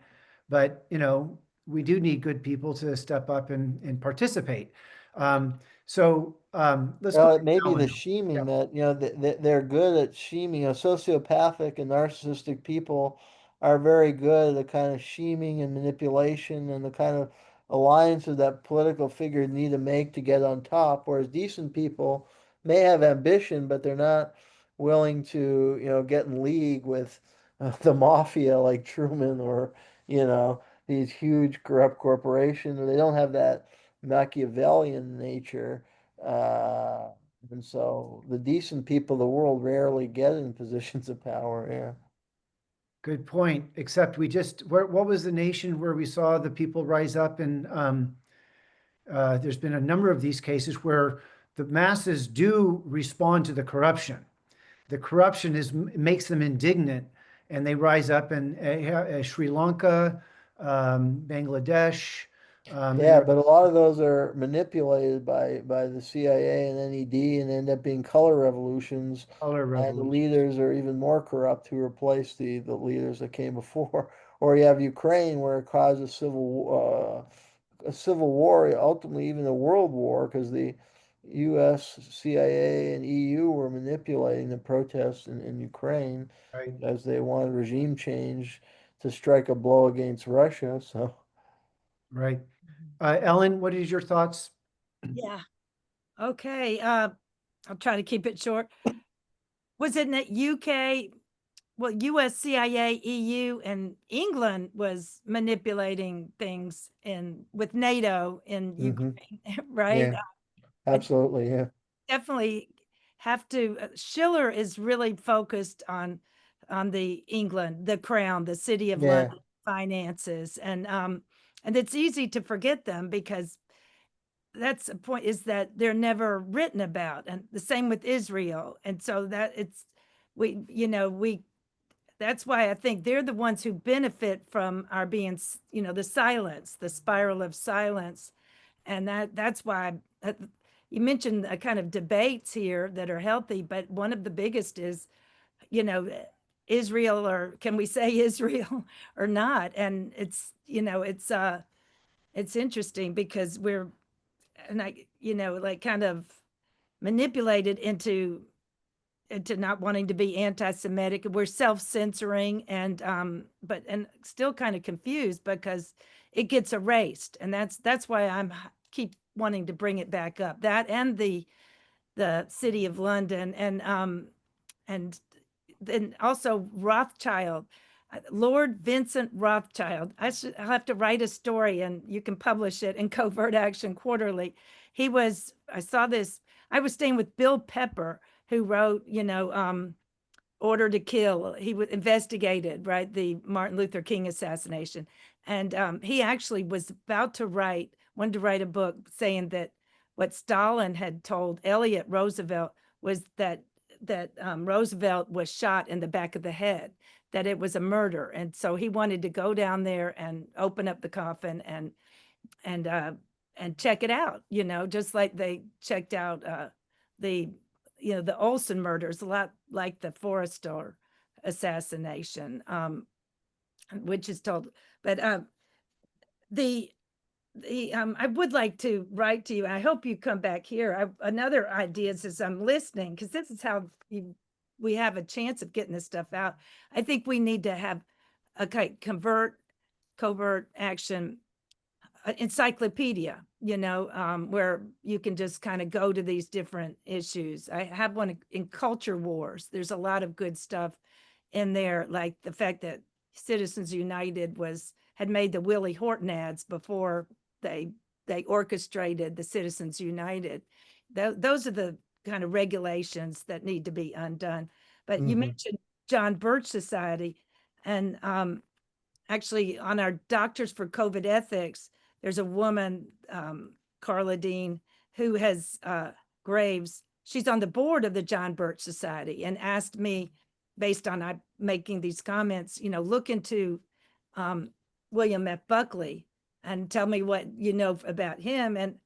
One thing I did know was that she's on the board of the John Birch Society, is that they had published some really good documentary about like Illuminati and the Masons and that whole stuff that they call conspiracy theory, but it's written about by David Livingstone and Laurent Guillenot, who are also pointing the finger at Israel and the Zionists. But let's have Jeremy. let me respond to just that, Ellen. finish. Okay, yeah.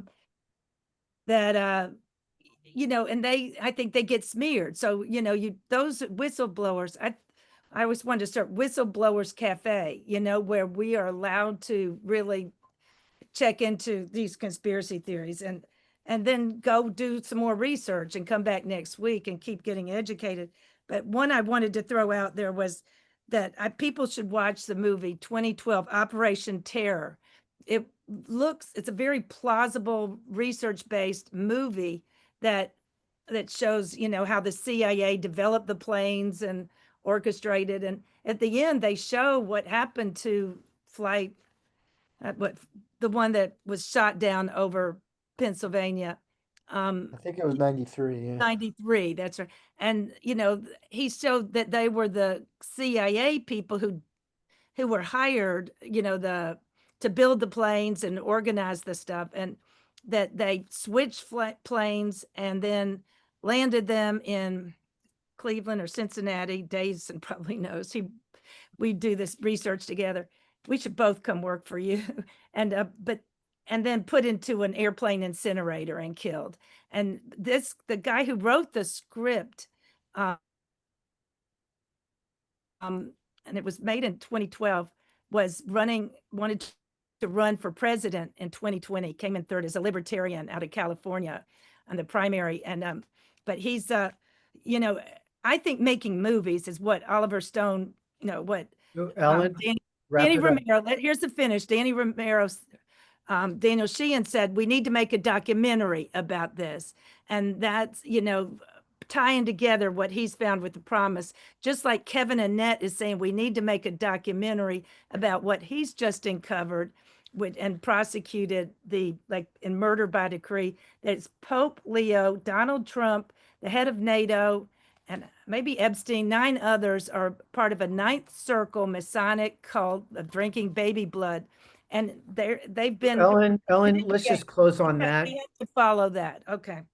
All Jeremy, right. do you want to Documentary. Jeremy, why don't you just, you can respond to anything she said. I counsel that for TAP, here at TAP Talk, we just as Ellen conveyed, there's all kinds of theories around the nature of the plutocrats and how wicked evil they are. I think if we're going to build a movement, a liberation movement out of the political truth movement, we should not make any kind of appeal to people's heart around fighting Satan, getting the child blood drinkers, and so on. Jeremy, what are your thoughts on how we should think about power structure and how we should be responding to that? And then we're going to go to Nita, and then I have a question. But Okay, Jeremy, well, maybe go to Nita. hey, let's go to Nita, I'll and then we can loop Nita. back to that. Nita, what are your thoughts? You're muted. Yeah, I wrote a biography of Saddam Hussein that was published back in '92, and I continued to follow what was going on in Iraq and the war and so on. And a while ago, you were talking about the physical use of high tech that the military has, and I wanted to ask if you know something about. Apparently, in '92, I guess '93, when we went to war against Iraq, one of the things that we did was on the route of the Iraqi soldiers from Kuwait, we used some kind of directed energy weapons on them to get them to surrender. And apparently we were beaming the stuff on them and they were just all surrendering and surrendering. Now, I've never heard anybody comment on, everybody always talks about how the Iraqis were not very good soldiers and so on, and that they just surrendered because they surrendered. I also spent a year in Israel in 68, and my contemporaries were the people who had fought in the 67 war. And they all said, they were all in agreement that the Iraqis were and the Jordanian Bedouin Guard were the only two real fighters in that war. And they said, we have to destroy Iraq because if they have the right weapons and so on, they're going to be a formidable enemy because they know how to fight and they fight to the death. So when I saw this article, I think it was in the New York Times or something like that. Do you know anything about that? About that technology that they were using? I don't know. No, And you haven't heard about it? Nita, I do. They used the similar weapon in Pittsburgh during the financial gathering in Pittsburgh. It was like a heat ray gun. It emitted some kind of beam that warmed your clothing and warmed your flesh to an uncomfortable level. And that's about all I know. I forget the actual name. That was back. I think that was back like in 2004, maybe 2005, in the big gathering in Pittsburgh, the financial gathering of the bankers. It was a huge protest. I was there and I witnessed it. And they also used a sound weapon too that would hurt your ears. Well, apparently the Iraqi soldiers were just surrendering in droves because they just lost their will. I've heard that, Nita. And it's one of the mysteries. We don't have a definitive understanding. Nobody ever talks about it anymore. Even Scott Ritter and none of those people sort of seem to take it into account. And I think it was very important. And it's also very important because it can be used on us, as you say, in Pittsburgh. Yes. Let's go to John Olson and Okay. I want to respond to Mike's query about how we got through to military guys during the Vietnam War. I had a lot of experience with that. I was in Hawaii, which is loaded. Right recently, it's been said there's 118 military installations. Not all of them are, big sprawling bases, but some of them are. There's little offices here and small this and that. But imagine in a place with 118 bases on a landmass, not maybe about the size of Connecticut. So it's one of the most militarized places. So during the Vietnam War, of course, there was a lot of activity because people were coming and going all the time from the mainland to Vietnam, and it was a transit place. So were planes going in and out, there were ships going in and out, and there were all these bases, 4 major bases, particularly around the Pearl Harbor complex, which also includes Hickam Air Force Base, and the Schofield Barracks out in Wahiwa. Well, one of the things that we did was just go to the bases in substantial numbers and picket. We'd have our signs and we would just protest the war, which began things. And occasionally, we could get leaflets out. And in the course of doing that, we would come across anti-war GIs who wanted no part of this effort at all.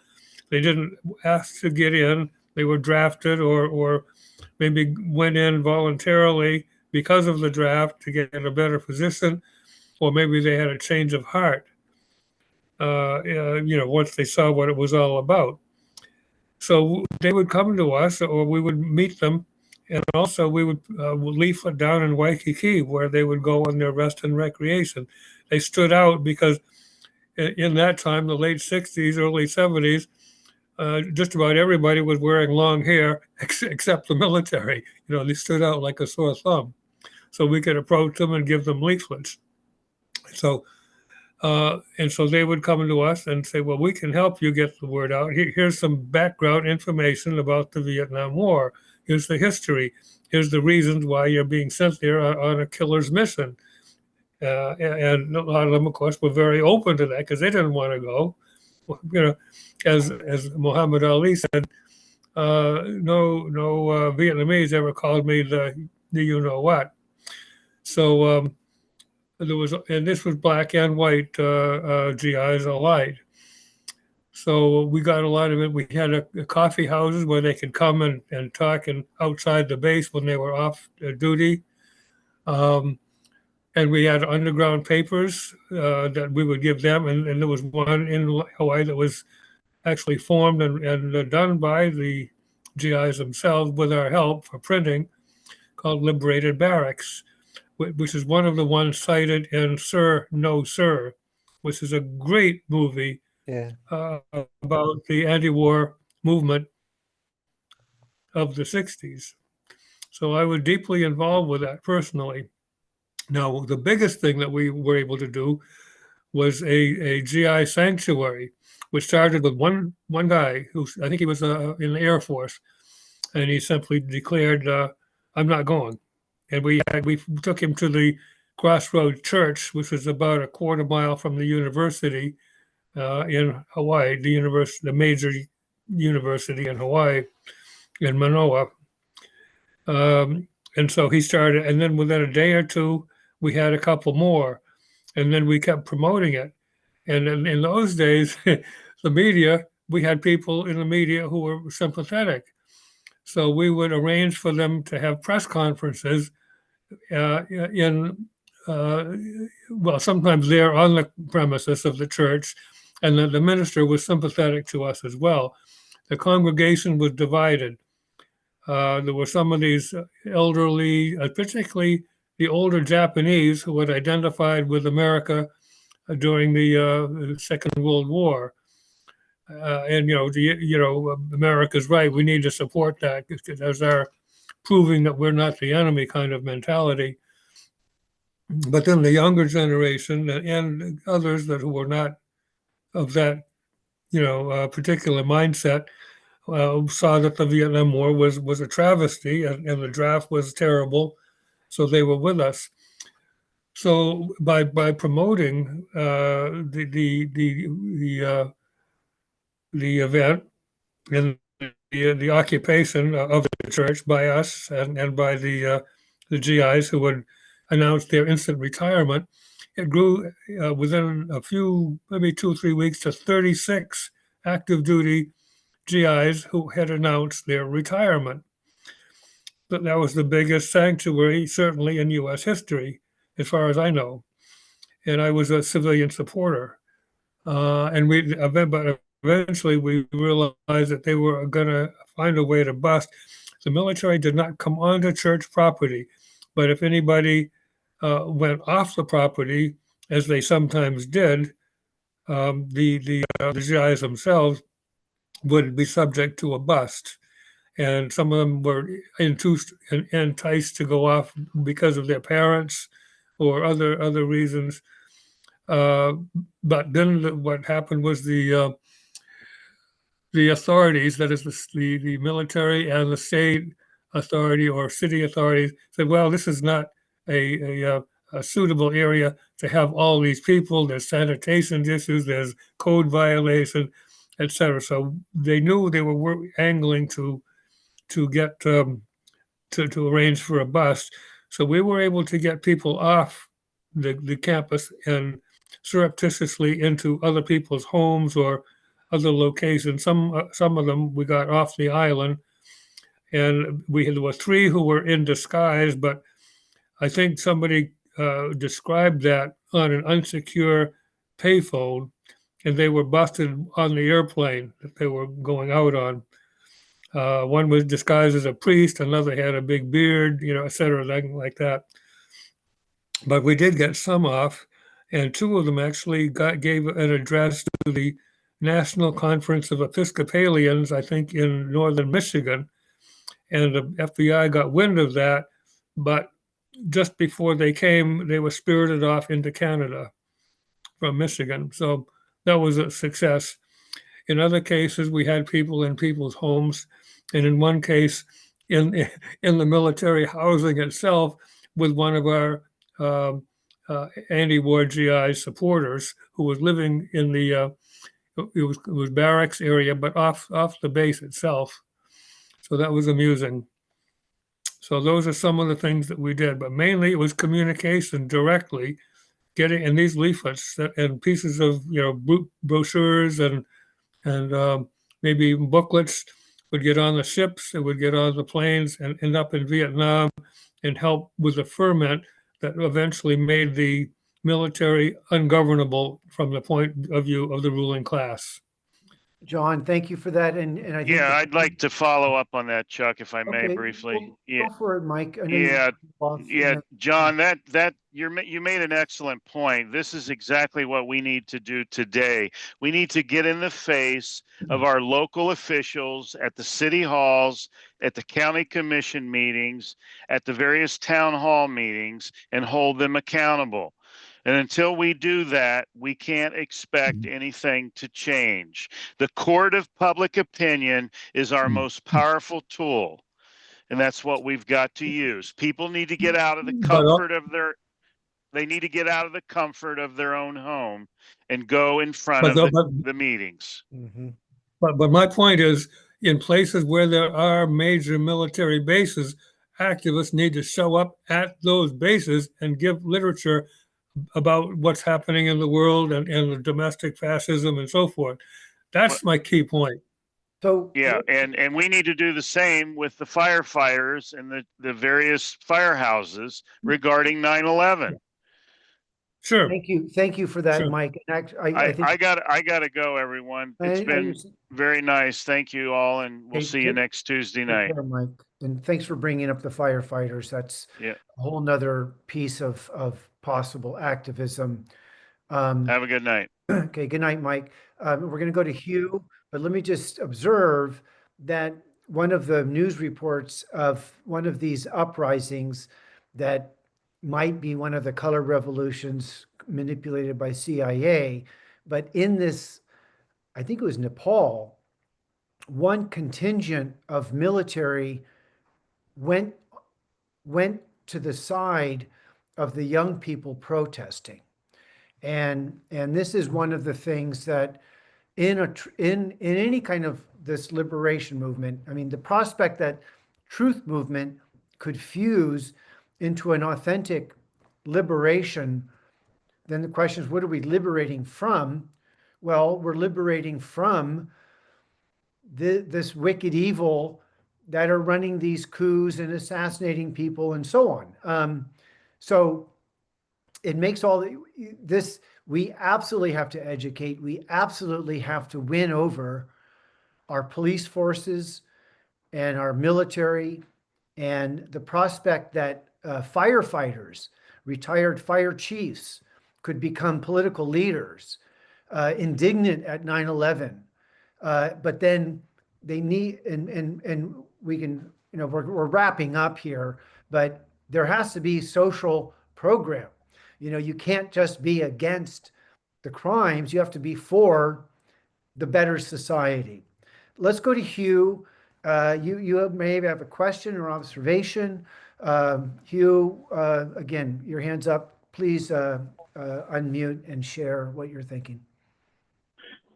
So I want to underscore John's recommendation for Sir No Sir. It was written, produced, and directed by David Ziegler from here in Atlanta, or at least he was based out of Atlanta while he was working on this film. I actually saw it the night it premiered in an unofficial screening in Western Canada while it was being premiered in Eastern Canada the same night. We were at a conference of war resistors from the Iraq War who had fled to Canada for refuge, and got to meet some of the principals in the film. You can rent it for $3 on Amazon.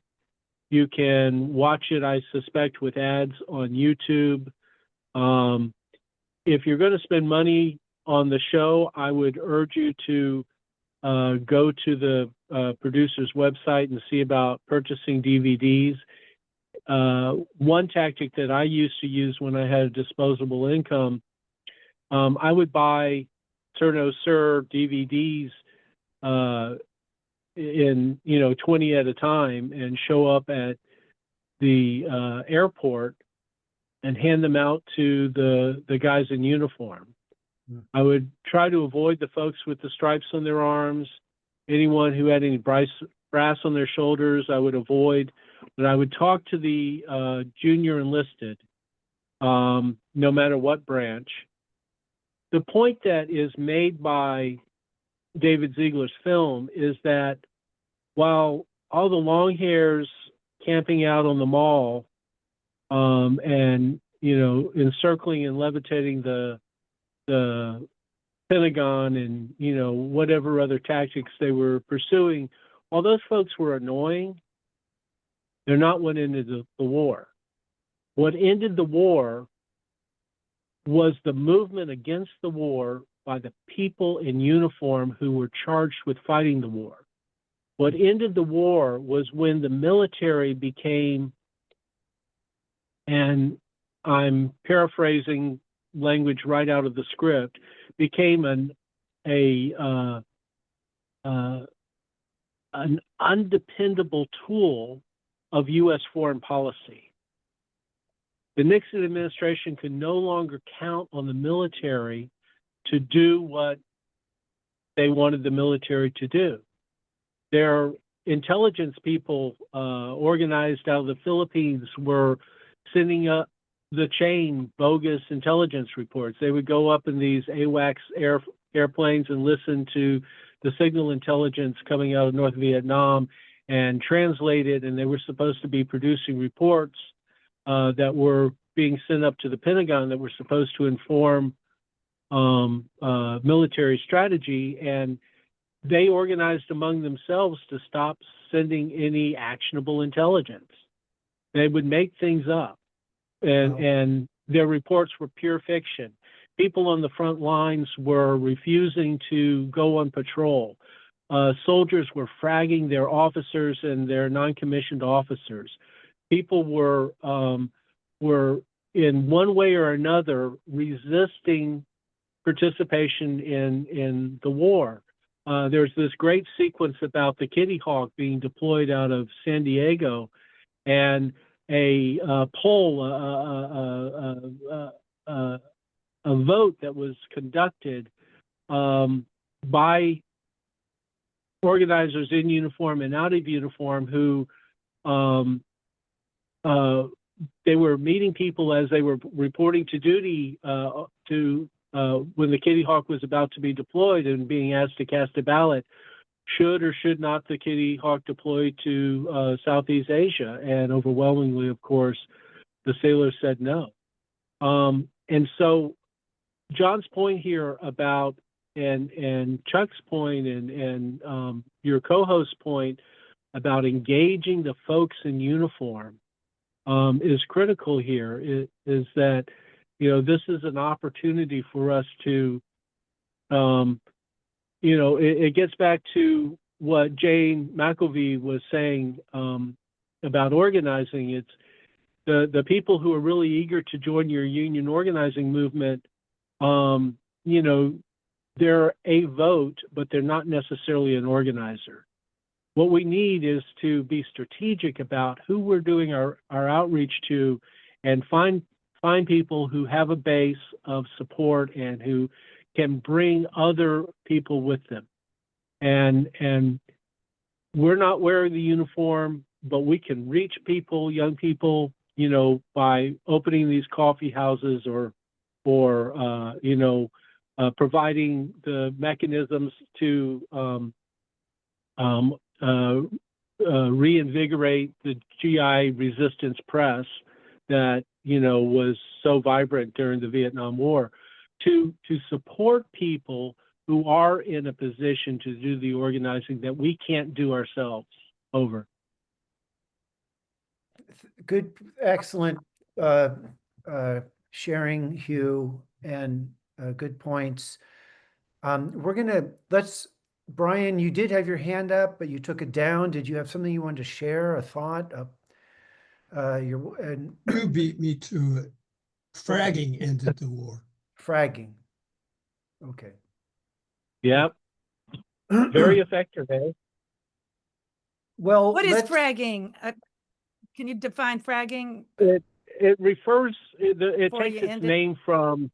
It takes its name from the fragmentation grenade, but it was the practice of killing or maiming the officers who were ordering you into combat. The folks who were loyal to the military who were getting you killed, and taking direct action to defend your life against these fools who, what's the useful idiots that were used by the military brass to sacrifice the lives of the draftees who were caught up in the war. I wonder if that would work in Israel with the Israeli Defense Force. Right? Do Israelis frag their officers? Hugh, are you aware of that phenomena occurring in the IDF? My understanding, there is a resistance to the military in Israel. It's very small and very marginalized. They all do time in prison before they come out and participate in their public protest. But my understanding of the situation in the occupation is that they have so effectively inculcated this racist nationalism, ethno-nationalism within their young people. They've trained generations of terrorists now. The people who were responsible for the Nakba in 1948 came to Palestine as terrorists, and they have only become more and more effective with each passing generation to pass on that ethos of terrorism to each succeeding generation. So no, I have not heard any incidents of fragging in the Israeli military. Now, okay, so one thing that we're working on inside TAP is for TAP to generate a position paper on the Israel problem, and we'll see if we actually have any consensus on that. I want to close our recorded part of our meeting momentarily, but I want to bring this back to Jeremy, and I want him to kind of just give us some wise words from the historian in the context of building a movement, because here at TAP, we're across the political spectrum, but I think we're all political truthers. And so that gives us definitely a common bond in that we're all indignant at the lies and at the wicked evil that this power structure does. Now, just and we had this Charlie Kirk event, and right off, the Donald says it's leftists, and he calls Antifa a terrorist group. And I know people that have experienced Antifa as a terrorist group, so I'm not dismissing that that, but that I think Antifa actually has some a dark side, and I don't know how authentically grassroots it is, and I honestly don't know. But what I want you to help us with, Jeremy, is navigating language for um, for navigating language in the fog of war, because with the Charlie of Kirk event, now the left are demonized, the and so on. So now the Donald has his boogeyman enemy in leftists, because this alleged shooter of Charlie Kirk was turning left. He had a trans, girlfriend, boyfriend, whatever it would have been, and in the course of all the last, we hear that cultural Marxism is the boogeyman for people on the right to vilify and demonize progressives and so on. Um, how should we think of classical Marxists? How should we think of the idea of socialism? How should we think of the idea of capitalism? How should we think of free markets, freedom? Big question. Give us a wrap up on as political truthers wanting to make a better society. How do we avoid the pitfalls of falling into the divide and conquer trap, which is played on us all the time? Do you have a thought on that, Jeremy? Well, I think those may be two big questions. I'd have to think about, Well, you know. take the easy pickings and just make a remark, and leave the stuff that's too out there, and don't waste your time on that. Okay, well, yeah, I think you want to strategize. Yeah, I mean, I agree with some people that, I mean, you can have endless discussions, but it's important, yeah, to maybe get out there, like he was saying, even if it's small scale actions, the more you get out there, the more people you can build for this movement. I mean, I think this movement could really take off in society, because I think a lot of Americans are not ideological. They're not. I think in some ways they're not maybe that always that sophisticated in their political acumen, but on the other hand, they understand the corruption. There's palpable anger everywhere you go. I mean, there's palpable lack of trust in the government, in the media. The living conditions are deteriorating. I mean, the homeless population is escalating. A lot of people are facing economic insecurity. So I think the moment is ripe, really, uh, for this to take off on a wide scale. And I think the non-ideological or non-partisan aspect of this group is a major advantage. Uh, so I think the next step is really, yeah, as he was saying, just get out there as much as possible and spread the word. I think media is important. Like, I think that's what opposition groups have to develop. As I was saying at the beginning, alternative media that can reach a wide array of people, and a viable financial model that media can employ. Journalists. But I think at this point, just getting out there on as much media as possible should be part of the strategy to get the name out, get more supporters and more energy. And I think youth, you want to draw the youth. I mean, there's energy now from these campus, encampment movements. A lot of the youth have become politicized. We've seen a lot of activism on campuses that we have not seen in a long time.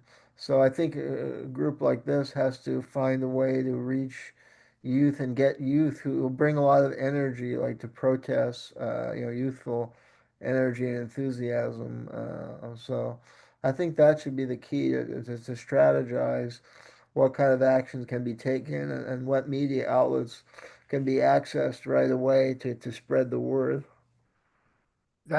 And we've had discussions at TAP about advancing a media project. And clearly reaching youth is critical. And we are fundamentally an educational organization here at TAP. And the problem is getting airtime and reaching people. So I'll just close with this and make the observation about Marjorie Taylor Greene. You know, she's a political truther, and she was demonized for talk. She used the laser beam. You know, the Israelis laser beaming the fires in California, and which was obviously a bad rhetorical play on her part. But I think she was talking about DEW being applied for, you know, and I think we have to understand that the DEW would be applied in the context of what David Hughes calls as an omni-war, which is plutocratic power structure waging war against the people to conduct shock and awe and keep us in a state of stress. But Marjorie Taylor Greene is chastising the Republicans for shutting down, or for the government closure, and right now, and standing up for Medicaid for all, Medicare for all. You know, she's actually a populist. She's actually for her people in her constituency. I'm sorry. Hugh, do you want to make a the- remark about Marjorie Taylor Greene? Is she a wicked evil? I'm seeking clarification. Is she working to defend Medicare, or is she actually advocating for Medicare for all? Those are two distinct programs. No, she's actually, I think, defending Medicaid. Is okay. Because I have heard her do that. I have not heard her advocate for a single payer program. No. But Okay. Medicaid is essentially a single payer program. She's simply observing her constituents are getting crushed if the subsidy to the Medicaid is removed. She's just talking money. She's talking economics, and I think our movement, the political truth movement, needs to have a social movement, I guess is what I'm getting at. We can't just be about free market economics and appeal to those classical kind of right-wing tropes about getting government off my back so I can be a free market guy and save the money I earn and not have to give it away. I'm just, and this is what we're grappling with. This is a grappling. Ask Hugh, is he in Georgia? Do they have Medicaid in Georgia? I think a lot of states never had Medicaid because I think every state has a Medicaid program. Yeah, I believe Chuck is right that every state has some sort of Medicaid program. The controversy has been over whether the states will pony up the matching funds to qualify for all of the various programs that Medicaid makes available. And a lot of red states are being criticized, and probably rightly so, for leaving money on the table that could be helping their citizens because they're not willing to pony up their share. And so people qualify for Medicaid because of their compliance with the federal program qualifications, but each state operates its own system where they opt in and opt out of different components of the program. That's my understanding. This is not an area of expertise of mine, but I've been watching people for whom that is their expertise for 30 years. So I picked up a little here and there. It's not my expertise either. My understanding is the rub here is, and this is ironic, that under the COVID event, the scope of Medicaid was expanded. So you could be, so now more people were brought into the Medicaid fold based on an economic qualifier. What's on the table is to shrink the Medicaid back to where it was before the COVID. And so now the Dems are fighting to preserve the expanded Medicaid, and the Republicans are trying to squeeze it, and so on. So it's in any case, this is for another discussion around what is medical freedom. And one of the qualifiers of medical freedom is that you have capacity to access any medical services at all. But that's a whole nother topic. So I'm gonna just say this is a Truth Action Project. You're at a TAP Talk. We've had Jeremy Kuzmarov as our special guest, and historian, author, journalist at Covert Action Quarterly. And I'm going to give Jeremy the last word and just tell us in closing, how did Covert Action Magazine get started? It was started by a whistleblower. Give us the story and then just say sayonara, and then we'll end our recording and we'll hang out and chat further. Okay, and I may have to leave because right That's after fine. this. But well, the Covert Action magazine was founded by Philip Agee, who was a CIA whistleblower who was working in South America, and he was. I think what put him over the edge was a torture. He was actually in the office of the Uruguayan police chief, and he overheard screams in the next room. And the police chief said, turned up the soccer match he was watching, and AG realized that he had, helped develop a blacklist for all the people who are now being tortured, and he couldn't stomach that, so he left the agency and he wrote a tell-all book inside the company, a CIA diary, which is still a classic. And yeah, it should be read by younger generations. So he founded the magazine with I know one of the co-founders was Louis Wolff, who was working in the underground media in Vietnam and the Southeast Asia during the Vietnam War. He had been in Laos during the Secret War when the CIA, uh, ran a secret war and organized an army among the Hmong tribesmen to fight the that Lao communist forces.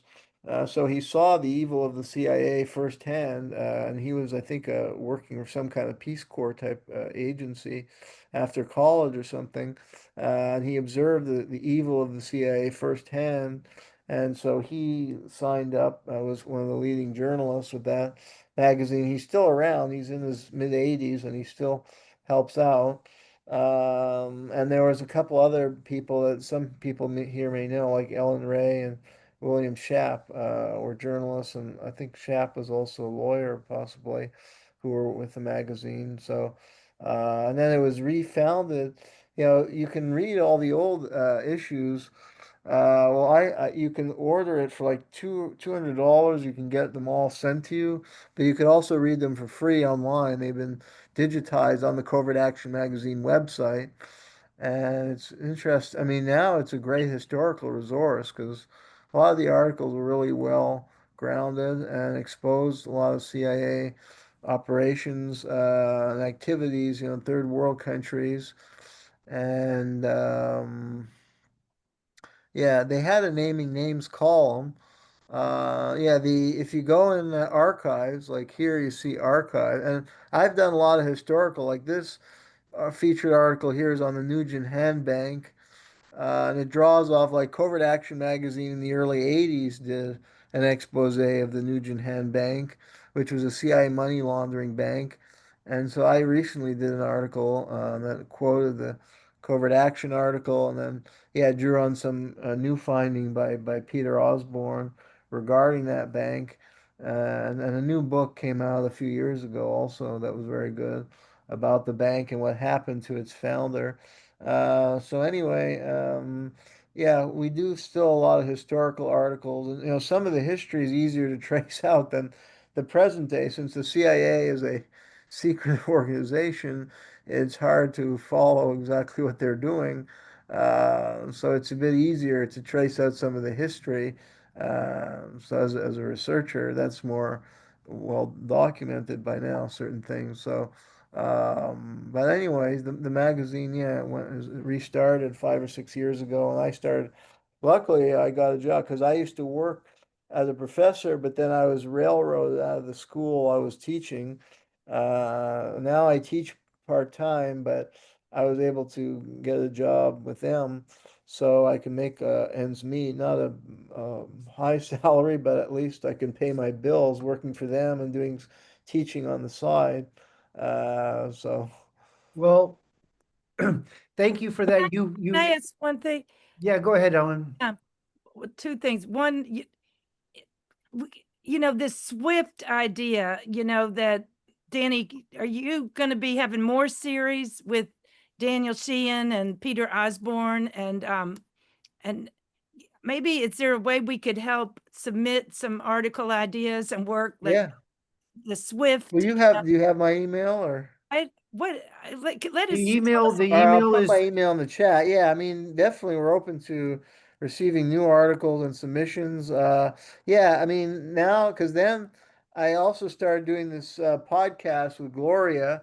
Yeah, if you're not aware, I'll put the link to the podcast. We have, and it's on WBAI and Progressive Radio Network every, I forget, it's different days on those networks, and then it's streamed live on YouTube every Thursday at 11 a.m. Eastern Time. We have a Substack, so you can join the Substack. I'll link to that. those links are in the Yeah, and we've newsletter. done a series we had Sheehan and Osborne on our last episode, and we're gonna have them again.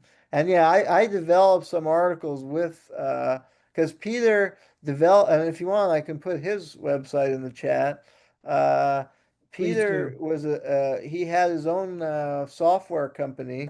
Yeah, and he would be great. So the Substack is, yeah, it used to be called Left on Left, but it got switched to Uncontrolled Opposition. So you can sign up for our Substack and then get the podcast sent every week, and it's once a week. And yeah, Peter, I'll put his because Peter had he's a science genius who had developed a software company in the 90s that was going to match up health, allow people to do some of their doctor visits online and stuff like that. Well before now this is becoming more common practice since the COVID and stuff. But this was in the 90s. He was developing software for healthcare providers and so people in rural areas could access doctors, in cities if they couldn't make the travel to the city. And the CIA, he had certain encryption codes the CIA wanted, and they stole his company from him, and they destroyed him financially. And so he started investigating these nefarious people behind the theft of his companies, and he's carried on an incredible research over 25 years, and he produced like 40 podcasts, and I got in touch with him somehow, and I figured I can help him by writing short articles, disseminating some of his ideas that might reach a different audience that he had. So I've done about 5 or 6 articles with him, and then this Netflix series came out. That was an example of a limited hangout. It kind of exposed some aspects of the corruption of the promised software theft and the crimes associated with it. But then it alleged that Danny Castellaro committed suicide, and it really minimized the scale of the crime, and it denigrated the whistleblowers, Bill Hamilton and Michael Riconoscuto. So I did a review of the film, critical, and ours was the only outlet to critically review the film. Every other media outlet just praised this film that was really a load of BS. I mean, and it was probably produced by the CIA, the film. And then we had a writer who also has worked with Peter in the past, who also did an article when it won the Emmy, Margie Sloan, and she's a very good uh, journalist who's worked in the past, exposed some big stories. So anyway, yeah, I'll put up Peter's And website. also the Daniel Sheehan, to me, he's such a good Yeah. journalist. And so having him But kind he's a of, lawyer. Yeah, he's an amazing guy who has been investigating and exposing the CIA for years. So, I mean, Chuck, I think this organization might be well to try and forge an alliance with Sheehan, and maybe you can work with him. Maybe there's some kind of quid pro quo with his Romero Institute that you can link up with them because I Well, think. thank you. Let me just interject that we have a partnership program at TAP. I mean, it's basically in paper, but I think that's a great idea. Ellen, if you want to do some Yeah. outreach to, and we would represent Romero Institute on our website as a partner and so on. That's a great idea. Right, right. Yeah. Along with Covert Action Quarterly. Actually, I don't even have Daniel Sheehan's. I've never been able to get in touch with them. I'm like, I want to raise $4 million for you and get you to investigate this thing, 9/11. And I think he's on putting him together with Peter Osborne. That last episode exposed, I didn't know the SWIFT was connected, how exactly it was connected to Systematics and Pegasus and Palantir, and they've all of these softwares that Systematics was Hillary Clinton's law. They handled Yeah, now all the Jackson banking. Stevens, I think, founded that, and Hillary was her lawyer, and he was the money man for the Clinton family. Yeah, and the Bushes. There's a connection between George H.W. Bush and Clinton, Hmm. so they can Let me control everything, and Let me so just that jump in and make this great evidence. observation, and then we're going to end our Okay. recording. Just Yeah, this has been a I'll get in great touch topic. with I've been a great conversation. I guess, in my mind, Eisenhower warned the nation. JFK heeded the warning and then there was the bloodbath of the 60s. And then I would kind of in my narrative jump to 9/11. But in between was the octopus murders, the whole Iran Contra. And after getting the story from you, Jeremy, at Uncontrolled Opposition, and having them on 3 conversations, you're going to go for a fourth. Daniel Sheehan says he's going to make a movie to tell the true story of the 1980s, um, and um, and it's really dark. I mean, it's up there. It's a state Yeah, crime. yeah. You know, this is think Yeah, Oliver well, Stone. these guys were even involved with the Lockerbie. How evil they are. They bombed the Lockerbie plane, killing 280 people or something because there were some DIA agents on board who were traveling to Washington to report on corrupt activity they had gotten wind of, and so they blew up that plane among the many crimes they've committed. So it's just like a massive crime spree, and I think they linked Shackley to 9/11. He may have been one of the key figures, and he was still alive then, and he was a master terrorist. He may have been a key figure behind the 9/11. And I think Peter knows some stuff about 9/11 that he's going to be revealing because Michael Riconoscuto and Peter are very close, and Yeah. there's stuff You, he knows. Michael, the software went to the KGB who gave it to Osama bin Laden. They used the promised software to coordinate 9/11, and it was all known, this P-Tech. And I mean, it's, Daniel, what, Christopher Bolin has exposed this, right? And it keeps getting shut. But I think that's because you guys have really connected all the dots and put together the puzzle. But there's key pieces. But the follow the money, the SWIFT system was from the beginning, I think, back even maybe in the 80s. And Jeffrey Epstein was a key part of it, okay. right? So on that note, Probably, yeah. I think there's let me still just more to say be this. uncovered, but yeah. Mhm. We're gonna end our recording. This has been a Truth Action Project Tap Talk with Jeremy Kuzmarov, a journalist, writer, editor at Covert Action magazine, and TAP is definitely interested in building partnership relations to continue to advance education about state crimes and the need for what I would call a democratic revolution. So you've been a Truth Action Project. Thank you for being with us.